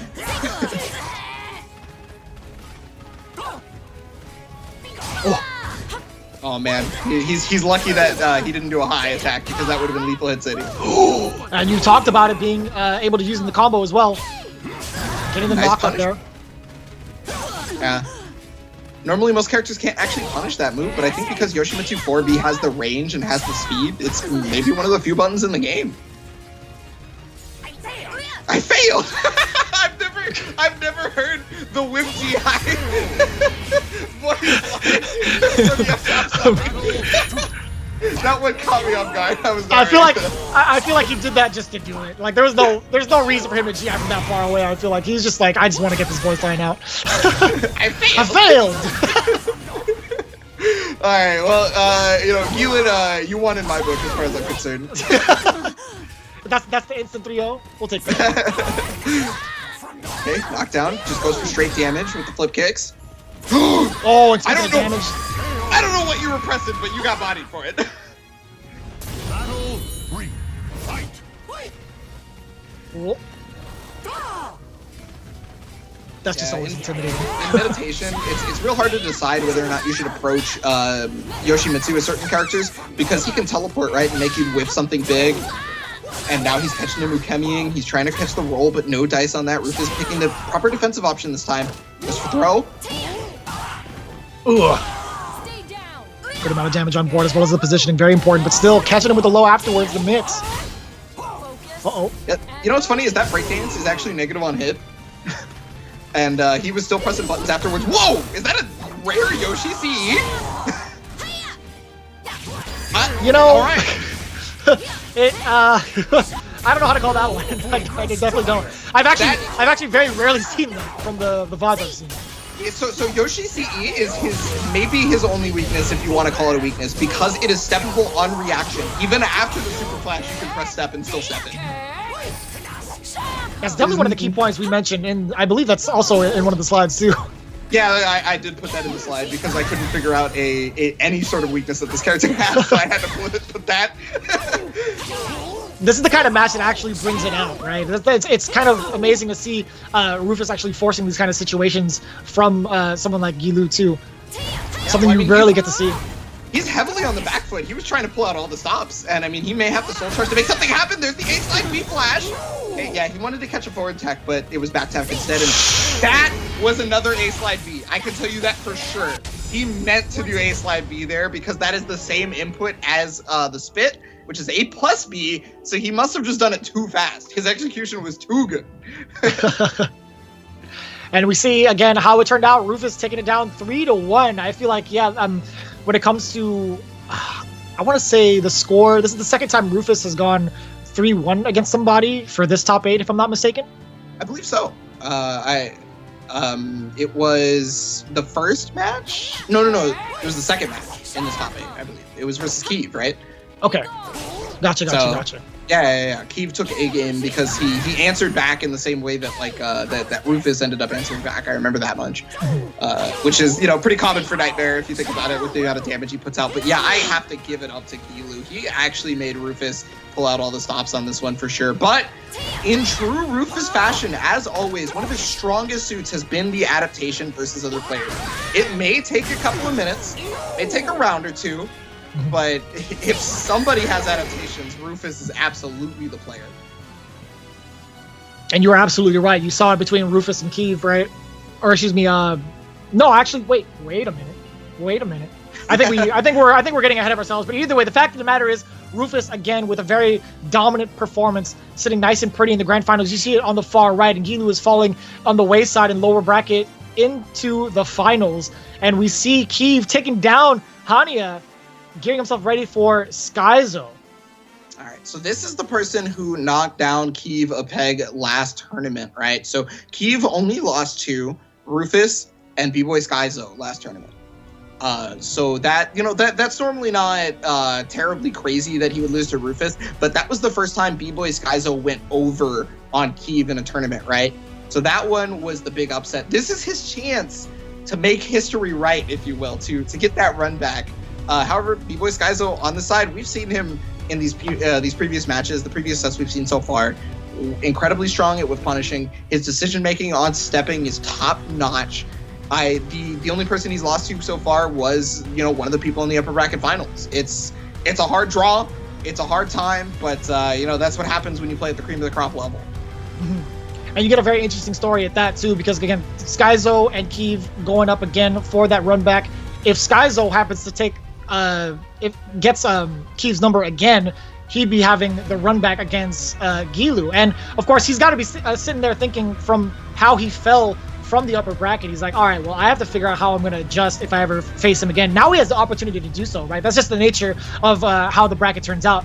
But now we're thinking if Keeve gets the better hand, or like the upper hand against Skyzo, we get to see two more Titans go up against each other. So either way, it's a treat for everybody, except for maybe the players, I would say, like, because that's kind of that's kind of scary. But I'm sure with their competitive spirit, they're just as eager as ever to face on new challenges, right? Yeah, well, they got to be if they want to win these excellent prizes that are available in the monthly finals for the Open Series. You got to remember that once you hit that fourth place match, every match after that is a $100 money match. Basically, you just up your prize winnings by $100 more, right? And this is that match that determines it. So that's right. You don't have to go to any of the after-hour hotels. You don't have to look for the invites. You don't have to be brought along as a +1. This is just straight up, and at no cost. No cost, no entry. Right at the comfort of your own home. Here we go. So, loser semis here. Keeve versus B-Boy Skyzo. This is the run back from last month. We got to see what Keeve adjusts to, because it really looked like B-Boy Skyzo had quite a number on Keeve during that previous set. Oh, that never looks nice. That just does not feel good. I think that's why they have the sound effects attached to it. Yeah, the crunch is what gets me the most, I feel like. Ooh, great punish there in the flapjack. Yeah, that's one of the risks of doing flapjack versus a character like Sophitia. And, normally that move is negative enough on block that it's punishable. But versus Sophitia specifically, she has a great crouching block punishment in the stab. Oh. And this is I feel like the most we've seen Keeve kind of take a calm approach, right? But still the whiff punish is evidently there from the side of Skyzo. Whiff punish might not matter with the damage output of Nightmare that is in Terror Charge, though, because life totals are still even right now. That's going to get blocked, but great duck! He stayed ducking on the throw, and then the wall rising punish. Incredible decision right there from Keeve. He's been in this neighborhood before. He's definitely ducking shots when he sees him. He knows nobody's coming to save him. Mm-hmm. It's a one-man operation. One man, one broadsword. Can he do it? Skyhanders are real big. Oh my god! Running the train right now. We literally had between us 2.5 sentences. 2.5 sentences at most. Nightmare damage is just like that sometimes. You just get blown up for it. You're gonna see a lot of these lows though for B-Boy Skyzo and a lot of moves that do specifically around 26 total points of damage, because that stops the armor frames from Keeve. Yeah, right back at you. Perfect. It was a lot. It took a lot longer, but it was the same idea. Listen, you gotta take your time. If you want that outcome, you gotta take your time and not be overzealous with the attacks. Decent amount of damage, and the soul attack afterwards. She stayed on the ground forever and lost 50%. Hey, sometimes you just gotta get up. You don't have a choice sometimes. Everybody's favorite throw. Gonna even up these life totals. Ooh, get dumped in your face. That is one of the most satisfying buttons to hit in the game, by the way. Ooh. Oh, that might be death. Yeah. I gotta say might because sometimes I gotta say might because sometimes I've seen these people drop stuff. I get worried. I get worried. To be fair, in the online realm, anything can happen. So I definitely do not blame you. But again, that's gonna be Keeve getting the better half of Skyzo in the first round. Again, it was neck and neck when it comes to the round count. I'm very curious to see what Skyzo has in store. For the most part, he's really been threatening with a lot of these verticals, right? There's a lot of times where he was just within range, where it looked like he was in a whiff against Keeve, and that hasn't been the case, right? So he's trying to pinpoint where exactly Keeve would try to press a button to contest with maybe like a horizontal, but it's been very evident that Skyzo is really trying to test the movement of Nightmare or check the buttons before he even gets to that position, right? So it's been very interesting to see how Skyzo has been putting out some of these normals, but we'll see if Keeve can keep up the momentum because it's just one shot, one opportunity. It's everything he's ever wanted. Yeah, sometimes you just let it slip and you do not capture it. The spaghetti is all over the bathroom floor. Coming in the game, number 2, your assessment actually talks about the shades of specifically what B-Boy Skyzo's game plan was in last month's set. Last month's set, he was specifically looking to do 2 things at the same time. One was to stop the armor from Nightmare, and the other was to catch any possible step. And so he hasn't exactly done both at the same time in this set. But the whip punish is always prevalent. Listen, if you gotta go back to square one sometimes, right? It's been working out. You're right. If you're not gonna initiate it, make sure that the opponent whiffs instead. Just gotta remember the basics of CQC. Otacon. You mean to tell me he has Soul Edge? Soul Edge? Is that a weapon to surpass Metal Gear? I'm sorry. I'm done. This is why I rocks with you, man. This is exactly why I rocks with you. A lot of whip punishing on the side of Keeve this time around. Big guard impact. Let's see if that's going to change the momentum. A lot of guards here. A lot of patience from Keeve, I should say. Nice and easy with the second round coming back from that huge deficit. A lot of whip punishing from the side. Taking it out of a page of Skyzo's book. Yeah, sometimes you gotta show them that you're not the only person who can whip punish, right? Whip punishing has been a core part of every fighting game at this point, so it's just damage left on the table if you don't have that ability. Yeah, tried to catch the Yukemi there, but nice awareness right there from B-Boy Skyzo. You just sit there and block. Whip punish again. And the movement against that big swing against Sophie, but now, another! I feel like that could have been bigger. I feel like that could have been bigger, but it's okay.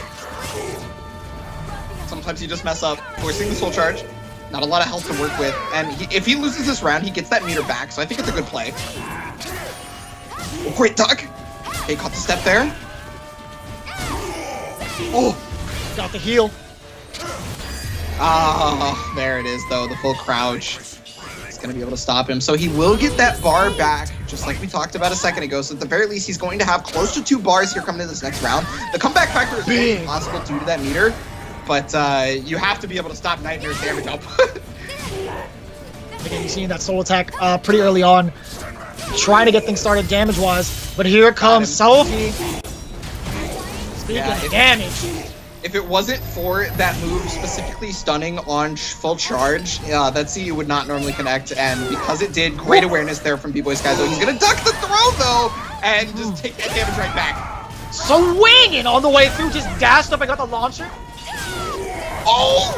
Twin Angel Step B just for him to finish off that round. He keeps his bar, so he at least has the resource help for this next round. Great awareness again on the string right now. B-Boy Skyzo looks awoken. Uh-oh. Yeah, big tech on that. Sophie just backing off just a little bit. A big swing coming from Keeve, getting that terror charge. Oh. Super smart. Okay, no, he's not gonna connect. That's so unfortunate right there. But great step on that again. Amazing knowledge of the strings and unfortunate combo drop afterwards. But I mean, he's got his damage already. That's not super bad. Get off of me. Yeah, towards the corner, just backing away, trying to reposition himself. Oh my god. What just happened? So because he jumped and didn't do anything immediately after jump, he thought it was going to be the jumping low because Nightmare, when he does jump K, it actually isn't low. So that's why he immediately went for the mid afterwards as a mix-up. He caught him out of the CE! Double grab! He didn't tech either side. Oh no! Caught him out of the air. But oh, that's going to do it! I don't know what's going to happen anymore, but I'm being surprised at every turn. This is the run back. This is the run back he wanted. He was preparing himself for this exact moment. He was bound to fight off against either Rufus and or Skyzo, and it came in full force. He was ready for it, and it's just like a testament to his training. Nice work getting the run back, but now this is going to be even more interesting, right? Again, he does get the run back, but now has to face off against Guilu's Yoshimitsu. Oh, that he has to beat B-Boy Skyzo first. We still got that 3 out of 5 going. One more time. One more. You know what? I got ahead of myself. I thought the amount of times he's hit him so hard for 50%, I thought it was already over, to be honest. It carries over to the next round, right? Like it stacks? Is that what that is? It's a passive. It's a new passive, right? It just stacks over. My apologies, so my apologies. Huang actually has that. That is an actual mechanic that Huang has. If he has less than 0 talismans, or excuse me, 0 life force, Huang starts the next round with less life. So, you know, that's the thing. I'm just saying. Looks like I'm paying $5.99 for this character. I want to check it out.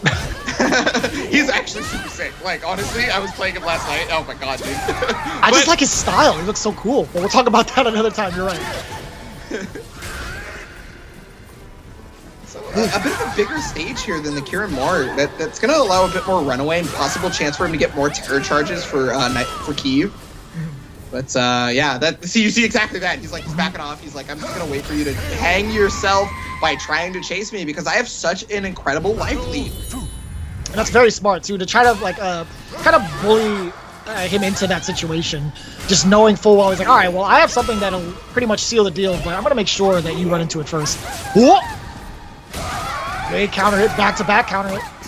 Oh, Flapjack does get teched. Yeah, he's been going for back Flapjack every time, I feel like. I don't know if I've seen a forward one just yet. Ooh. You know he tried to preemptively dodge that, right? He tried to. Tried as being the operative word. Actually gets it this time around, but still, Sophie's still on the back foot in the lunge. Just straight to the chest. Yeah, that drill is one of the staple Nightmare moves. It has been terrorizing people since the dawn of time.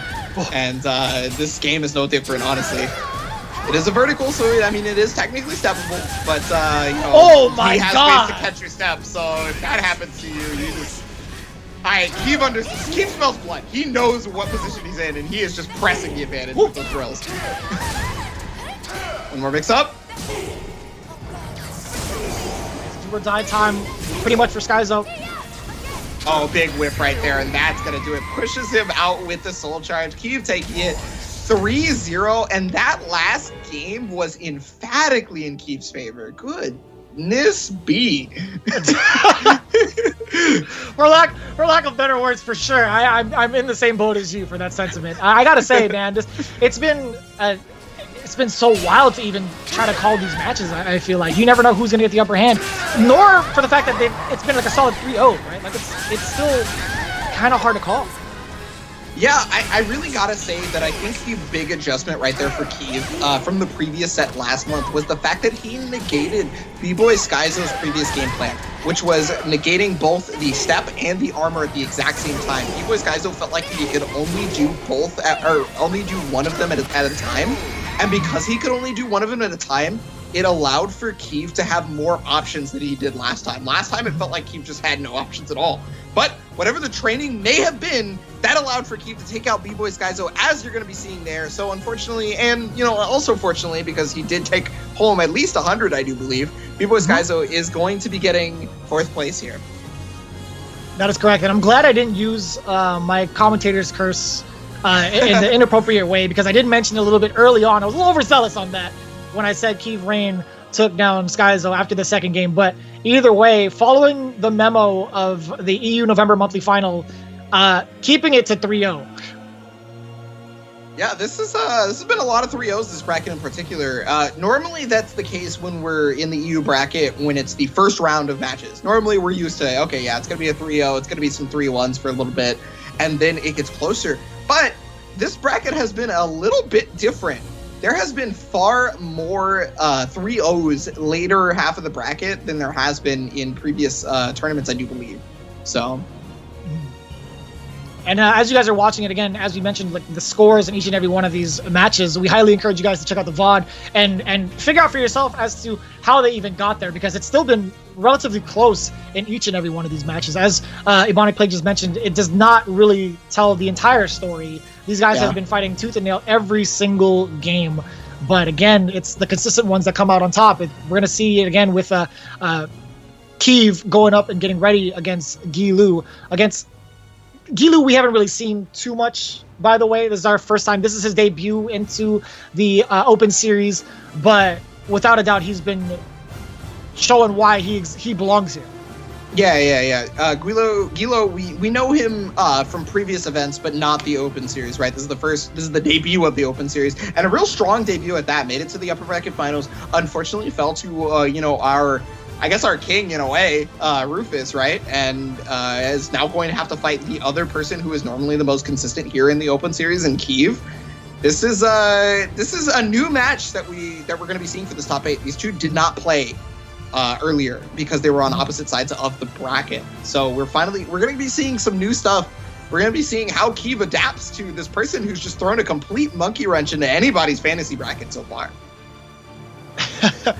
And I'm glad you mentioned that. I really want to see what kind of gears are going to be turned, or at least disrupted, from Guilu's side against the likes of Keeve's. This is a whole different matchup, right? It's Nightmare. We'll see how it happens. Already off to a great start, reading the low, getting a solid block. He does have one of the better crouching punishes in the game, just like how Sophia does, right? So, I mean, yeah, that's going to come into play quite a bit. And oh my god, he's getting Guilu to whiff more moves than I've ever seen. And it's only the first round. My man broke both angles on the spin move and just dunked on him. Hey, that's one of the better sidestep punishes for the character too, especially if he gets that lethal hit because it's hitting in the back. Okay, revenge. Catching him ducking. You're gonna pay for that one. Oh, he definitely paid. Oh goodness. Ducking is actually, you're not even including tip at that point.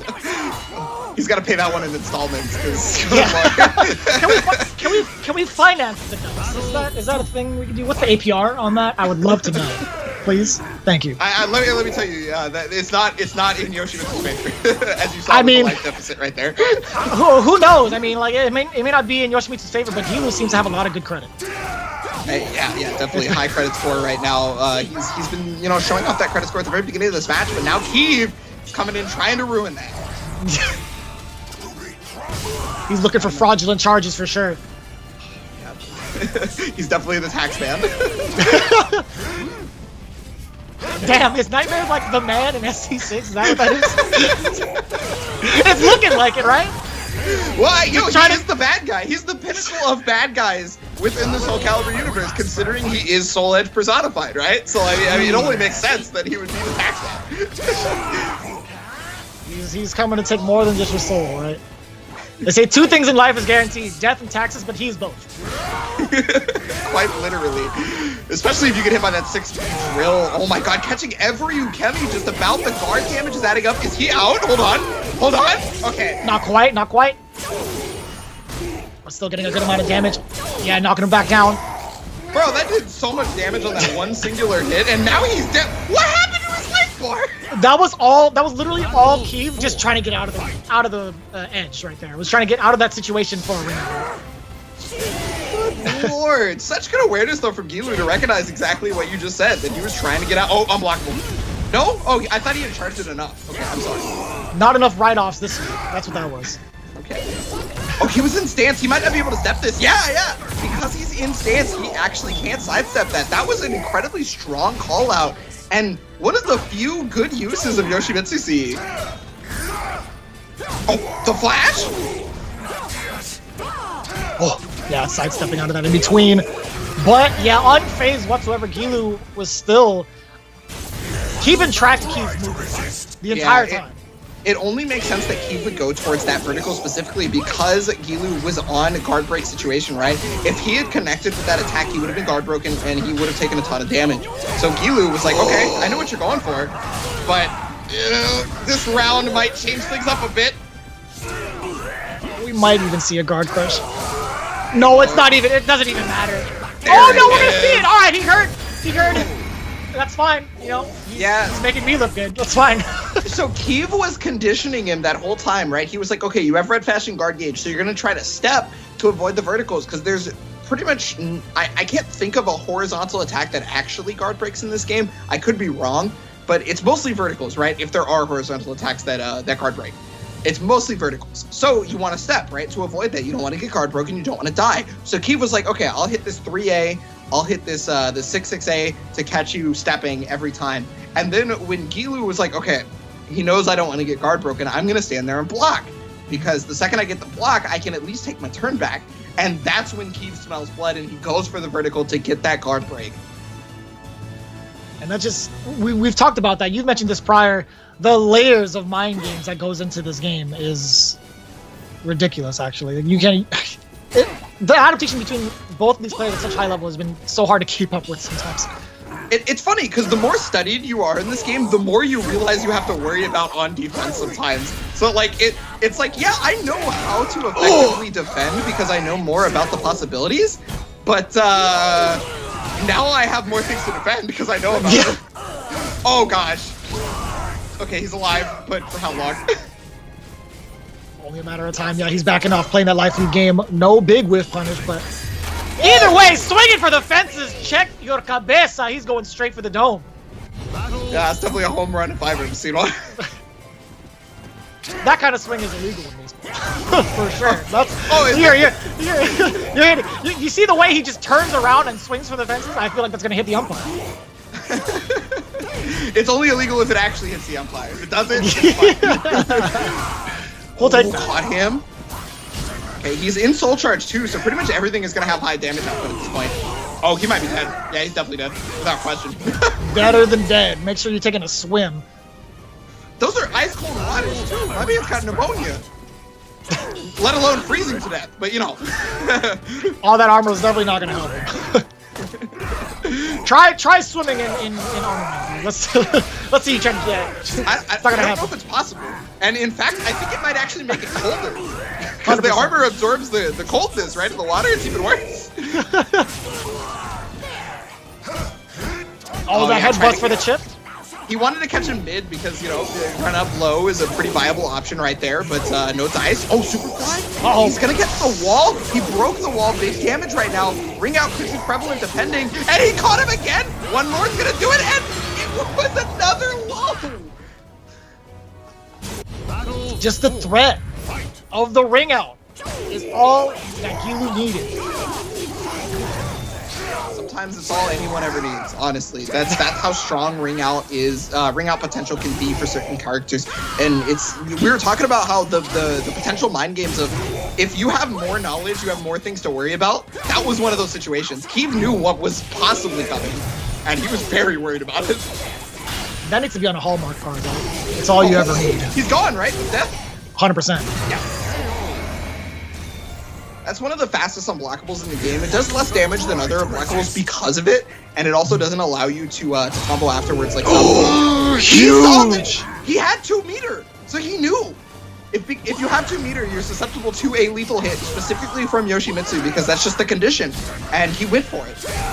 But that's the thing, right now, Nightmare has no armor to hold back this movement. That's not true, but at the same time, it was a pretty good start for Keeve, but I say that to no avail. Look at this.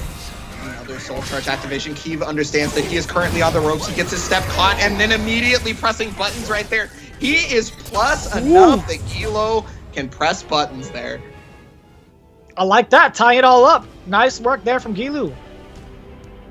1-1 right now. It's I mean, at this point we've seen Guilu enough that we were expecting things to be a little bit closer than they have been. right? Normally when we see somebody go up against either B-Boy Skyzo, Keeve, or Rufus, it's not usually terribly close unless it's one of those three versus the other person, right? But at this point, we already knew that Guilu has proven himself. So he's just showing it.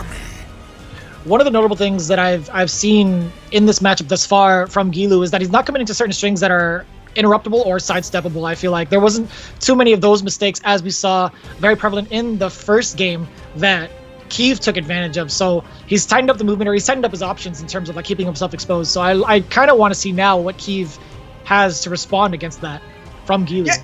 If you think about that, against Nightmare specifically, he's a character with slower buttons on average, right? He doesn't have a high 12 like most characters in the game do, right? So normally you feel okay doing interruptible strings versus this character quite often. However, Guilu, regardless of feeling okay or not, he recognizes that it is still a risk, and rather than take any sort of risk, he'll take mostly reward if he can. Oh, just like that! Oh, just the second half of it, he wasn't ready. Keeve just swinging away. I think he's just trying to recreate some space, but still on it. You see him sidestep that. You see Guilu move out of the swing, getting that full punish. What the heck was that? those AGAs were specifically to ring out because, you know, if that slapped hit, he was probably close enough to the ledge that could happen. But because it was blocked multiple times, it shows that Guilu knew where he was on the stage and that he wasn't trying to have that. How was this? I forgot this is a 2B stage.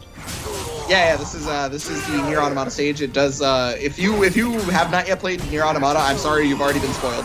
I'm not gonna tell you what on the stage is spoilers. So though. And you know, just like in true Nightmare fashion, as soon as we get any sort of words in, it's already over. We just can't talk about anything but the match. There's just no chance. Oh, I like that decision right there. So he knew it was gonna whiff, so he specifically went to the Grimstride move that moves him far enough away so that he couldn't be whiff punished. Oh, big interruption there, trying to take a little bit more, or at least move forward when he shouldn't be. The Keeve. Yeah, that's the thing, right? With just having such great range, just keeping Guilu in check up until he gets into this range. Nice work. Is he out? Oh my god. 100% he is. 100% he is. Yoshimitsu, you get hit by that 4A into Brave Edge, and you just better hold your breath. That's all I can really say, because you have no idea if you're surviving or not.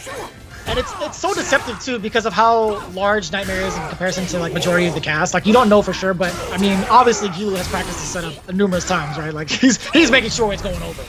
Yeah, I guess it kind of looks like maybe because of Nightmare's size, he's not going to go over the wall. But no, I mean, when you're touching the walls, the game makes... Oh, is he out? Again! One step, and we are 2-1 for Guilu now. I don't know, man. I don't know how I feel about that. We were literally talking about like what the hitboxes on Nightmare, and then the next thing you know, he's repeating that same circumstance, but instead with no wall, it's just straight up. I'm gonna knock you out this time. That was pretty quick. Vicious, do you remember those slides we showed earlier? Do you remember what it said for Yoshimitsu in regards to ring out? refresh my memory a little bit. Please. What was that about Yoshimitsu? Has some of the farthest ring out potential in the entire game, if not the farthest ring out potential. If that character has 50% meter, he will ring you out. That's just what your life is. That's just how it is.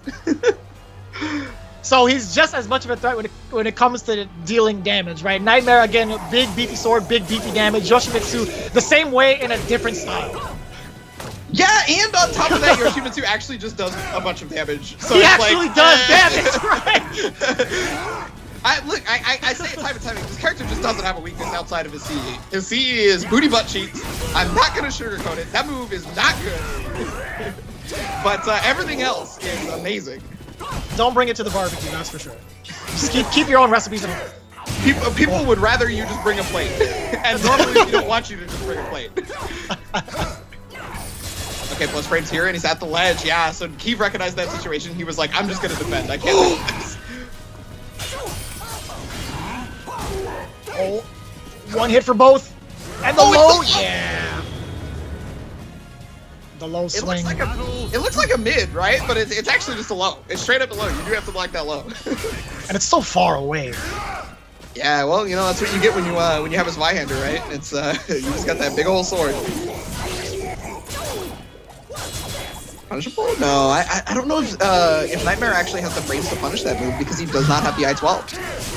Oh, that could have been a close call. Oh, the mix-up off the flash. Yeah, it leaves you standing, so you're susceptible to any 50-50 afterwards. Restand in fighting games is probably one of the scariest situations that you can be in. You would assume there's going to be a knockdown coming, but you still have to face all the mix-ups afterwards. It's like, what? I wasn't ready to defend this. This is one of the few times where you want to be knocked down, because you can at least, like, defend a little better, and you might actually be out now. Oh, no! And he What?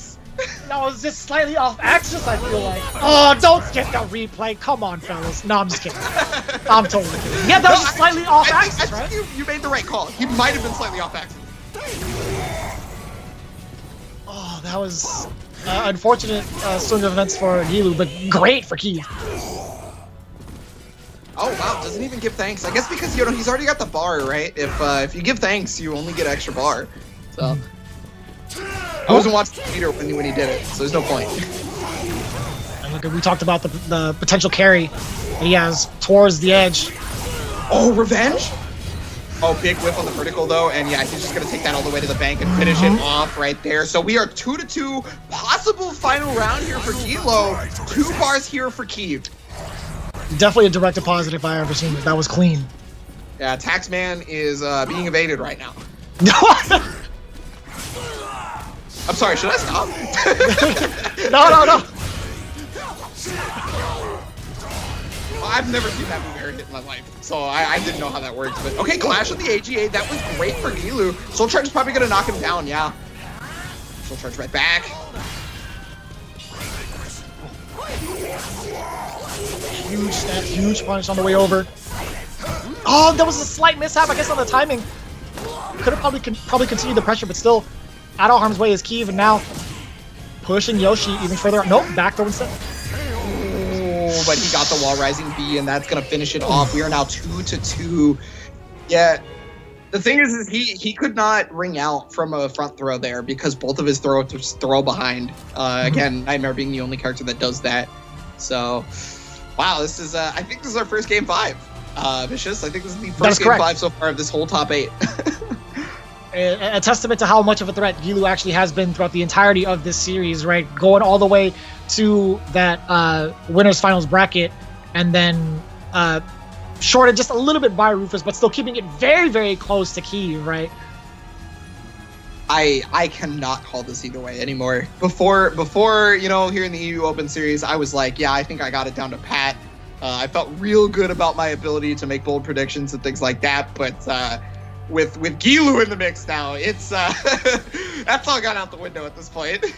To be honest with you, you've called pretty much every match like to the T pretty accurately, and then this being the wild card, because again, this is the first time we've seen him in the Open Series, so I mean, it still could have gone either way, but so far it's been very much down to the wire between these two competitors. Let's see what happens in the final game. Here we go. Final game. This is going to determine who fights the king in Rufus in the grand finals here for the tournament. So great punish right there from Keeve, already starting out pretty good. That's one of the nice parts about having a big stage when you're Nightmare, is that you can back off, and if the opponent's willing to let you back off, you get a free terror charge. Oh, what a step though! Side step. Man, the air... getting all those attacks in the air, it's so hard to even tell when the mix-up's coming. And even if you block it, it's like, what do you do at night? Yeah, that's kind of the thing, is he can mix you up on the ground, he can mix you up in the air, and if you hit him out of the air, you don't get a ton of reward. Whereas if he hits you while he's in the air and you're on the ground, he gets far more. But there it is, the low being able to finish it off. And I think he got counter hit, so he was probably trying to stop that from happening, but maybe a little bit too late. Yeah, because you saw the character already ducking down, ready for the block, but still got caught. You saw the electricity happen afterwards, so it had to be without a doubt a counter hit. Whoop! Oh, break attack's gonna connect. That's huge damage because it gives him a free back throw. That's Nasty. one of the few moves in the game that gives you a free back throw on a combo. Yeah, he's backing off just a little bit. He doesn't want to get Stuck in a basic situation. It doesn't matter. Put him on a skewer. The barbecue is almost ready. He just needs one more round for dinner to be served. Keeve is absolutely invited to pick out with that decision making. Backed off so not only he wouldn't get reverse rung out, but knew that 6 feet was the furthest move he could use so that he didn't give Guilu a chance to do anything after that. However, running the mix right now, Guilu putting full offensive pressure here on Keeve up against the wall, and he's not stopping! Oh no! One mishap is all anyone ever needs, right? Oh no, yeah, that's definitely a big mishap because look at the damage output right here. He's gonna be able to catch the Ukemi on this one. He tried to duck under the A's, but he actually ended up jumping into it. G.I.'s gonna whiff, plus frames, and there it is! Yeah, the multiple 3Ks just committing to the string. Nice work and good read there from Guilu, taking that risk. Wow, he actually ended up rolling into the 6 feet. I was wondering if maybe it would duck under it, but, you know, I guess it is a mid, so you can't exactly duck under those.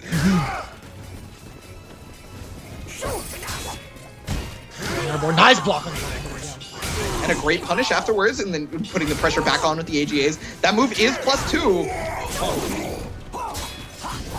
One more touch. Oh, that could have been lethal, but here comes Guilu. Applying that pressure back towards the wall. Quite literally lethal, actually. It would have been a lethal hit.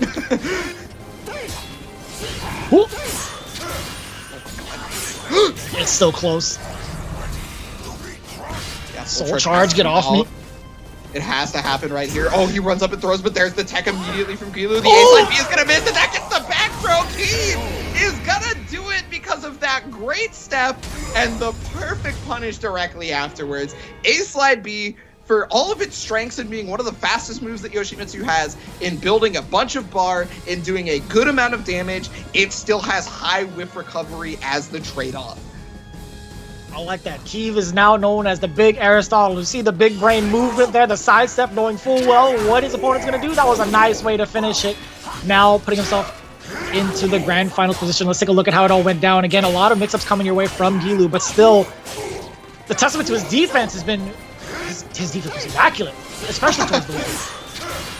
You're gonna need defense against Yoshimitsu that's flying in your face, right? Like you just kind of need that. You don't really have a choice because he has pretty much every possible type of mix-up right here. As we're gonna take a look at the bracket to see how far we've come, how far, and what the bodies left behind in a lot of these players. I gotta give a congratulations to Guilu. First open series showing, getting 3rd place, defeating some of our best players. On top of that, there's just no other way to say it other than you're really good at the game.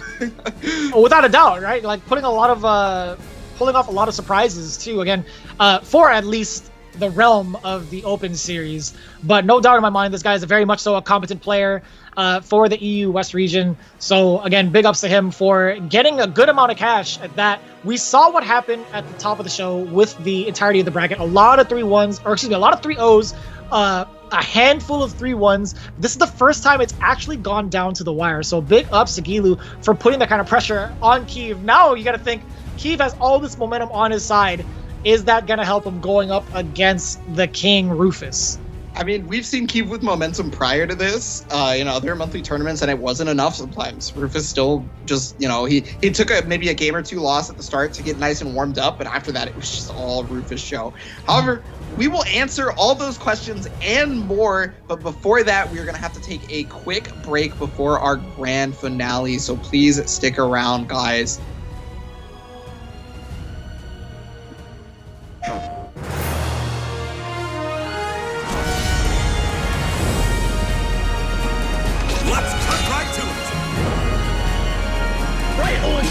Speak it into existence, and it shall be. Close your eyes. Don't get blinded by the light.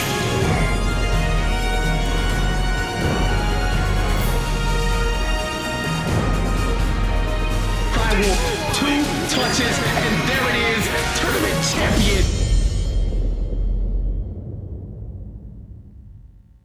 PlayStation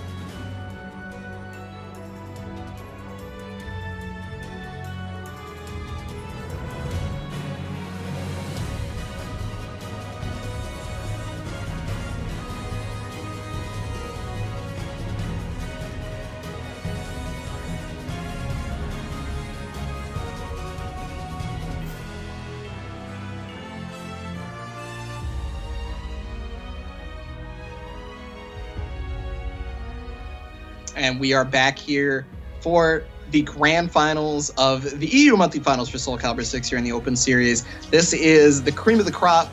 We are seeing something a little bit familiar than, from what we've seen previously, despite the monkey wrenches that were thrown into the bracket both this month and last month. So you guys are going to look here at the tail of the tape. So we've seen this a number of times, Vicious. I know you're new, but I know you've seen this as well. Oh yeah, 100%. You see Leo Verde, aka King Rufus, taking out majority of the competition each and every one of these monthly finals, right? And you can just see, based off the tail of the tape, you see which percentage is higher, right? 9 games won, 1 game lost, all through the hands of Taki.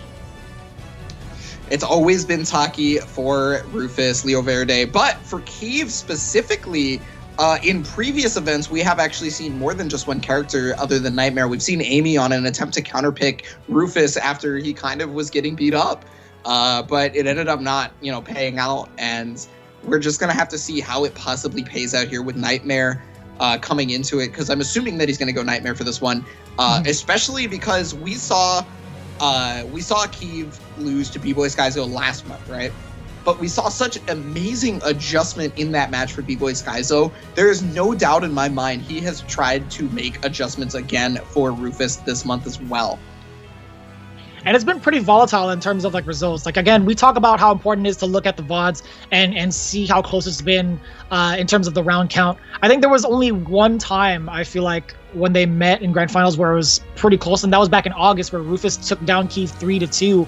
And then you see pretty much the run back in September, Keeve took down Rufus 3-0. So it's pretty much up in the air. Again, Ebonic Player has been calling it right majority of the time, but this one, I gotta ask you, man, who do you like, man? Honestly, before last match, I would say I couldn't call it, but right now I do have to give it to Rufus again. No matter what, I feel like Rufus has been exponentially stronger than the players that we see in the Open Series so far. And the reason why I feel like I can call this so confidently is because we saw both Rufus and Keeve fight our newcomer here, the Yoshimitsu. Oh my goodness, the name's escaping me. I'm sorry, Guilu. Excuse me, good lord. Guilu, Guilu. We saw both of them fight Guilu. And Rufus, it felt like his understanding of how quickly to adapt to Guilu's not only playstyle, but his character was so much quicker. Oh, we get the new stage for the grand finals first. Let's go. Yo. We also got to mention that they've also encountered each other over in the semifinals, right? Immediately after their first win from both of them, they had to play off against each other, and Rufus took the better half of that. And if you look at it statistically, with the grand finals, again, there's plenty more games that Keeve has to go through than Rufus. Absolutely, yeah. For those of you who don't know, this is the official PlayStation channel, so we make it some newcomers to tournament play. When someone is in the winner's bracket, they get the advantage of having the ability to lose at least once before they're knocked out of the tournament, right? So that persists through grand finals. So the person coming from losers has to knock the winners in losers and then win one more time for a total of 2-set win. Yeah, we see it already. The king versus the monster already going underway. Ugh. Damn, that just looks disgusting. It hurt my back just watching it. Yeah, chiropractor, a little bit please. Strong. And Rufus is also going to be catching the step directly after that Boston Crab. Oh, big step right there on the drill, but unfortunately didn't get the punish I think that Rufus might have wanted. Slight mishap there, got the flapjack, but still Rufus all over it. Trying to motivate. What a dot! Okay, I mean, the damage was there. Damage was on the table. Oh, I like that. Yeah, so normally people are unwilling to pressure after Nightmare does AGA, but maybe that's why. Okay, we're gonna get the soul charge. Back off of me real quick. Yeah, with this being a new stage, I wonder if they're a little scared about how close they might be to the ledge, because with the older stages, people have a lot more knowledge of how close they are to the ledge, right? But with this stage, it's completely new. They might not be able to tell it just by looking at it. Oh, there it is, great dance. They're coming up from the air into the windmill. That's pretty flashy. That takes dexterity. Would be great for a D&D character, honestly. That amount of dexterity, a ton of survivability. Yeah, we talk about the Soulcalibur Olympics, but maybe it's time for the Soulcalibur D&D campaign. I'm super down for that. I would love to be immersed in that kind of world to play. That'd be Me sick. too. Okay, wait, now you're giving me ideas. Hold on, we'll talk about this now. As we see the throw there from Rufus, trying to make up this life deficit, you gotta remember, he is in terror charge. Yeah, so anything that hits is going to do a ton of damage. He's gonna kill, and even if for whatever reason that combo didn't kill, he was getting that ring out. Battle 4. I can't believe that slash on the way down actually clipped Taki despite the sidestep. It had to be because of how close she was in range. It's either that or she pressed a button just a little bit too early on the step. It's got to be one of those two things. Or it could have been one of the conditions required to meet for retracking on verticals, which is, again, very specific and very technical, and I never actually got to go into those because I see. It's wild that they exist, and because it's so new, I can't remember them all off the top of my head. I'm very sorry. This is a huge whiff punish. On the other side, Rufus has just such a fond understanding of anybody's moves, no matter who he goes up against, truly showing why he is the king. You'll be lost to history. Yeah, it's the canonical win. It's the canonical W, you know? I mean, Taki was the person to seal Cervantes when he had Soul Edge, right? So it's only fitting that that Taki's able to seal Nightmare himself at the end of that round. I don't think she did such a great job, to be honest. I feel like she did all right, I feel like.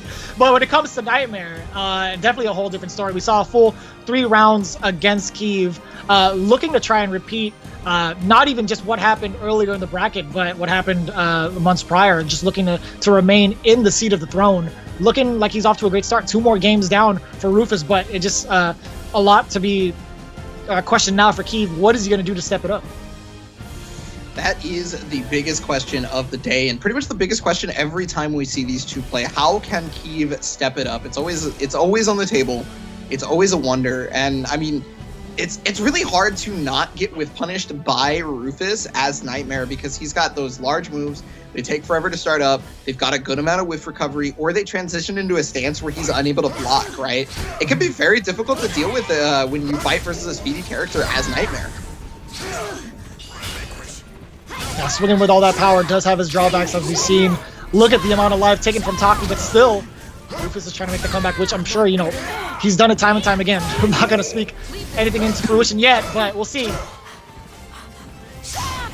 Yeah, okay, so I think that's kind of the adjustment right there. You know, earlier we talked a little bit about playing small caliber, about being a little bit more patient. He was waiting for that A6 from Taki, the double slash. Oh, wow, just waited long enough. What? Oh, that's big damage. He's not dead, though. He's got to watch the mix-up. Block on the low, and then he catches the roll. That's the patience we were mentioning. Battle 2. Fight. And that still could have gone either way. Great patience there from Keeve. A way to initiate it, a huge mental break, too. That could have been a pretty sour start to the following game, because having that huge life lead come down to a stop is something that's always going to affect a player no matter what, I feel like. No, absolutely. I completely agree with that assessment. Okay, not able to take the back of the opponent, but he still gets that ABA. The throw. He's looking a lot better on these patient decisions. Oh, got the hit? Yeah, if you Kemi there, you get blown up like nobody's business. The decision making has been superb so far for Keeve. Can he keep it up to seal the first or the second game? Okay. Oh, wow, that was max range ABA. That was literally the furthest it could have been. What? I think he's trying to punish with it again. Oh, just out of the way, sidestep, now starting off with a good amount of damage. Well, actually, decent damage, I would say. He was off axis, yeah, so he dropped the combo, and it was going to be good amount of damage, but I think you had called it right. It's just, it ended up not working out. Oh, oh my god, when did she stop? Well, luckily for Keeve, he understood what the mix-up potential was, and he just kept rolling. Oh, but there, that's unique for Taki. She gets that follow-up directly after that slide into great damage. Only a couple of other characters get that, but it's still really strong when you see it for Taki. Soul Charge comes out, wants to keep up this aggression, realizes he's got to make a big comeback, and he's got a lot of barbecue base. This is all Rufus right now. All the way down up. Perfect on that. Tying it all up in rounds. I had to say it that way. I couldn't help it. For some reason, something in me just called it out. It was strange. But I'll tell you what, a perfect nonetheless. Great adaptation made from Rufus so far. Very, very offensive start. in that listen to fourth your round. heart, Vicious. It's all love, dude. Just listen to your heart. That's how I got here. When it's calling to you. You ain't wrong, man. Oh, Soul Charge is activated for Keeve, means he has a permanent terror charge.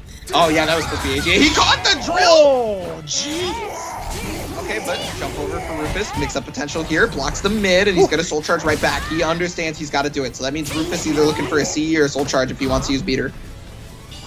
Whoa! Oh! Okay, all offense here from Keeve. Trying to keep Rufus on the back foot. Now ready for the throw. Now back to the wall. Another throw. Wasn't ready for it. Yeah. I mean, that was a great opportunity to mix that up, right? You could have gone for the strikes. You could have gone for anything, really. But going for the throw again, knowing that it's just going to be about enough to take the round, or the game, I should say, that was very, very smart. Again, just with the awareness of the positioning. Very, very great rebuttal there from Keeve. Yeah, and I mean, it's just like you said, it was a great time to mix it up because there's very few people who have the confidence to run up on someone when they are about to die and to hit that throw button. There's so many risks involved with just running straight up, not pressing a single thing, not bulldogging by blocking, like run, block, run, block. There's so many risks tied to that. And so Rufus, I mean, I don't blame him for not being ready for that kind of option. I wouldn't have been. Well, you know, Rufus wasn't ready for it either. Again, it's going to be tied up 1-1, if I'm not mistaken. See, listen, I see a lot of swinging. I see the health bars go down almost instantaneously. Sometimes it's hard to keep track. Good thing these guys over in production are keeping me in check. I like that. So again, it's 1-1 all tied up here, but a great start over for Keeve.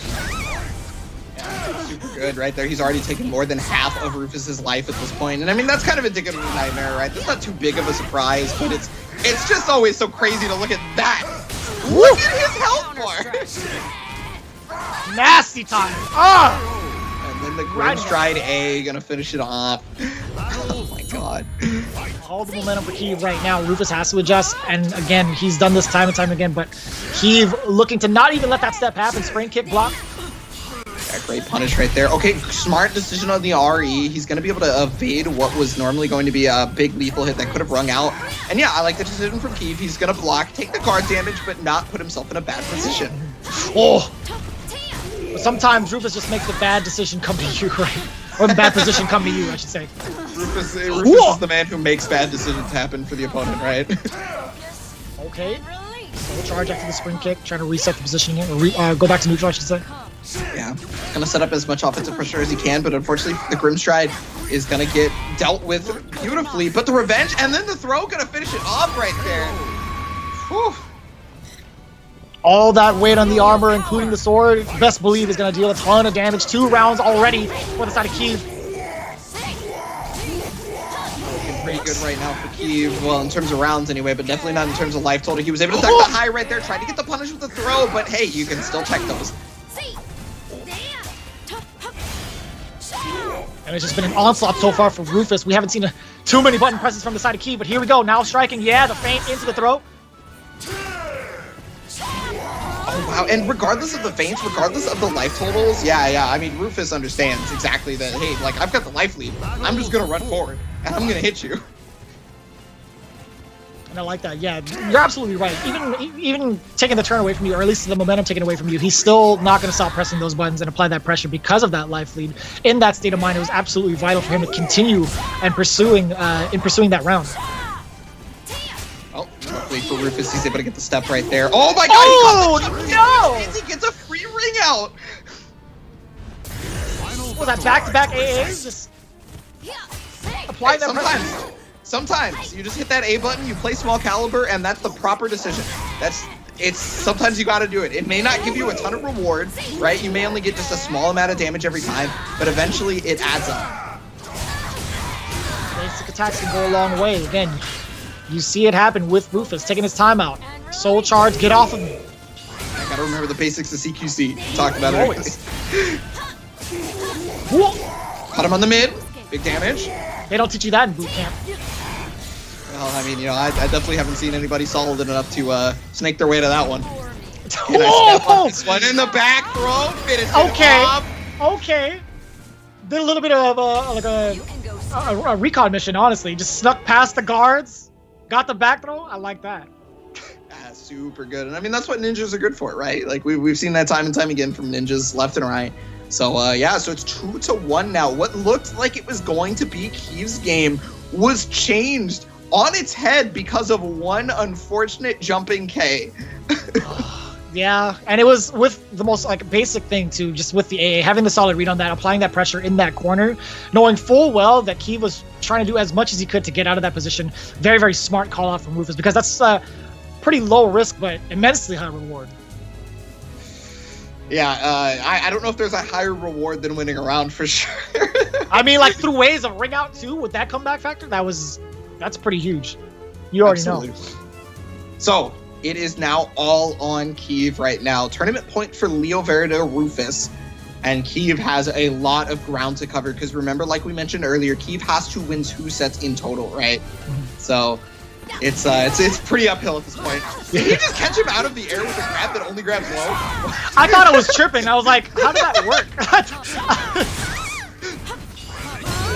Yeah, I was just about to ask you about that. I'm like, is that a thing? Is that Well, I mean, it was the perfect timing, right? Like, he must have landed on the same frame that he was grabbing, so that's all I could think of.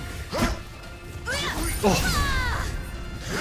Yeah, wants to make sure that Rufus does not get started. Looking to spend that bar, too. Great block right there from Keeve, but unfortunately, it's not going to save him versus the A+B. Oh! Oh, no! Oh, no! If he resets, he would be dead, but it's a matter of what reset it could be. He blocks the mid, and he's able to punish! Watching it from the spectator point of view, I couldn't even tell that he got hit. That was the freeze frame moment. I couldn't tell if it was blocked or hit or not. That was ridiculous. Keeve off to a great start again. Yeah, so, sometimes your brain just freezes, and you're just like, oh no. You see the frames. It's everything in slow motion. You are the chosen one. Okay. Yeah, trying to catch the Ukemi with that lethal hit we saw a little bit earlier, but no dice, using the air control to stay away from that ledge. But again, Rufus, great awareness, pushing him back to the ledge. He recognizes Keeve is doing everything in his power to try and get away, and he's doing everything in his power to keep him there. And look at the onslaught of pressure right now, as well as maintaining this bar. He's going to keep it down to 2, and he's still close. Yeah, he got it. He got it. He got counter hit so many times right there. That was a clear testament to Rufus understanding exactly when things were going to be pressed. Oh!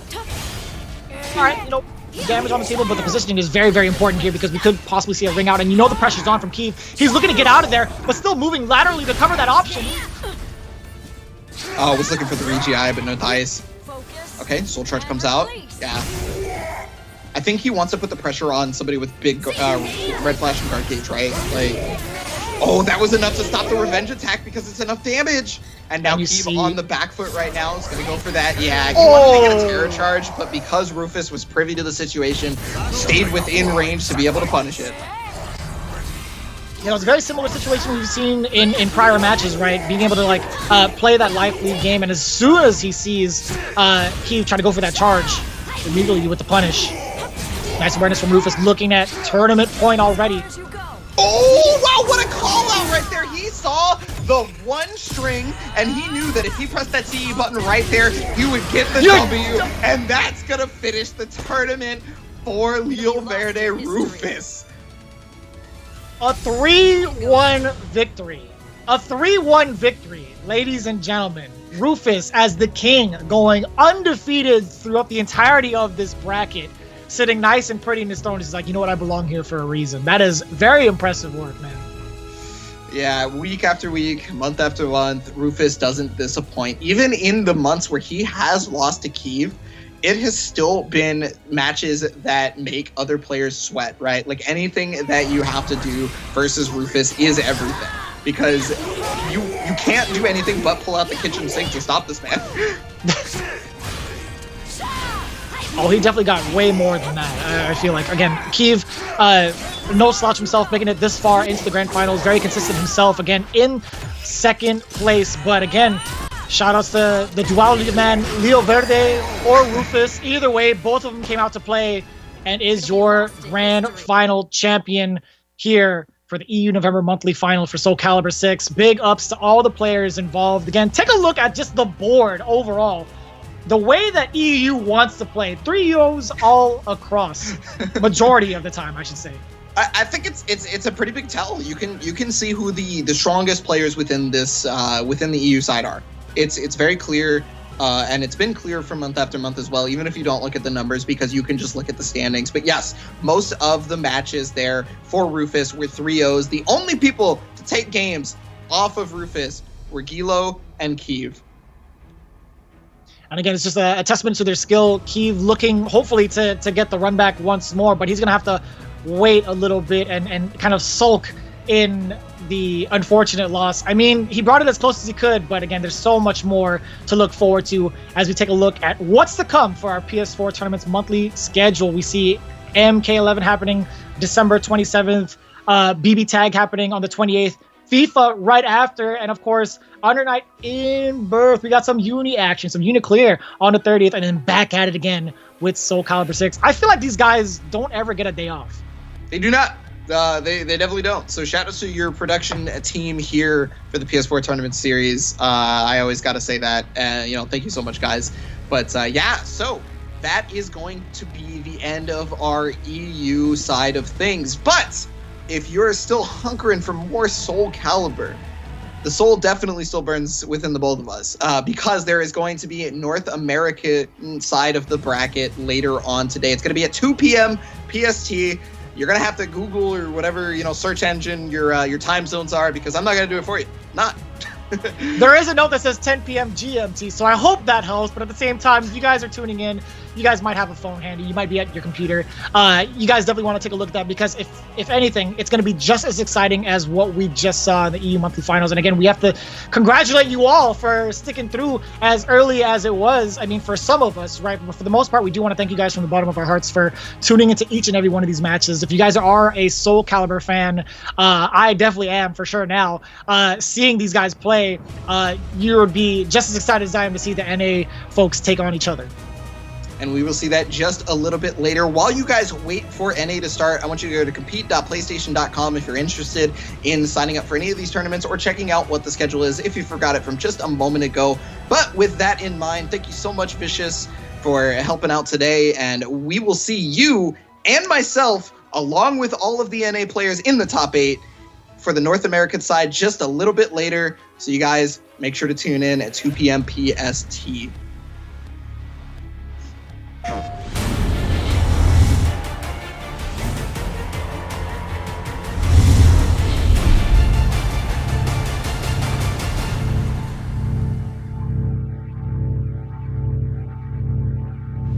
PlayStation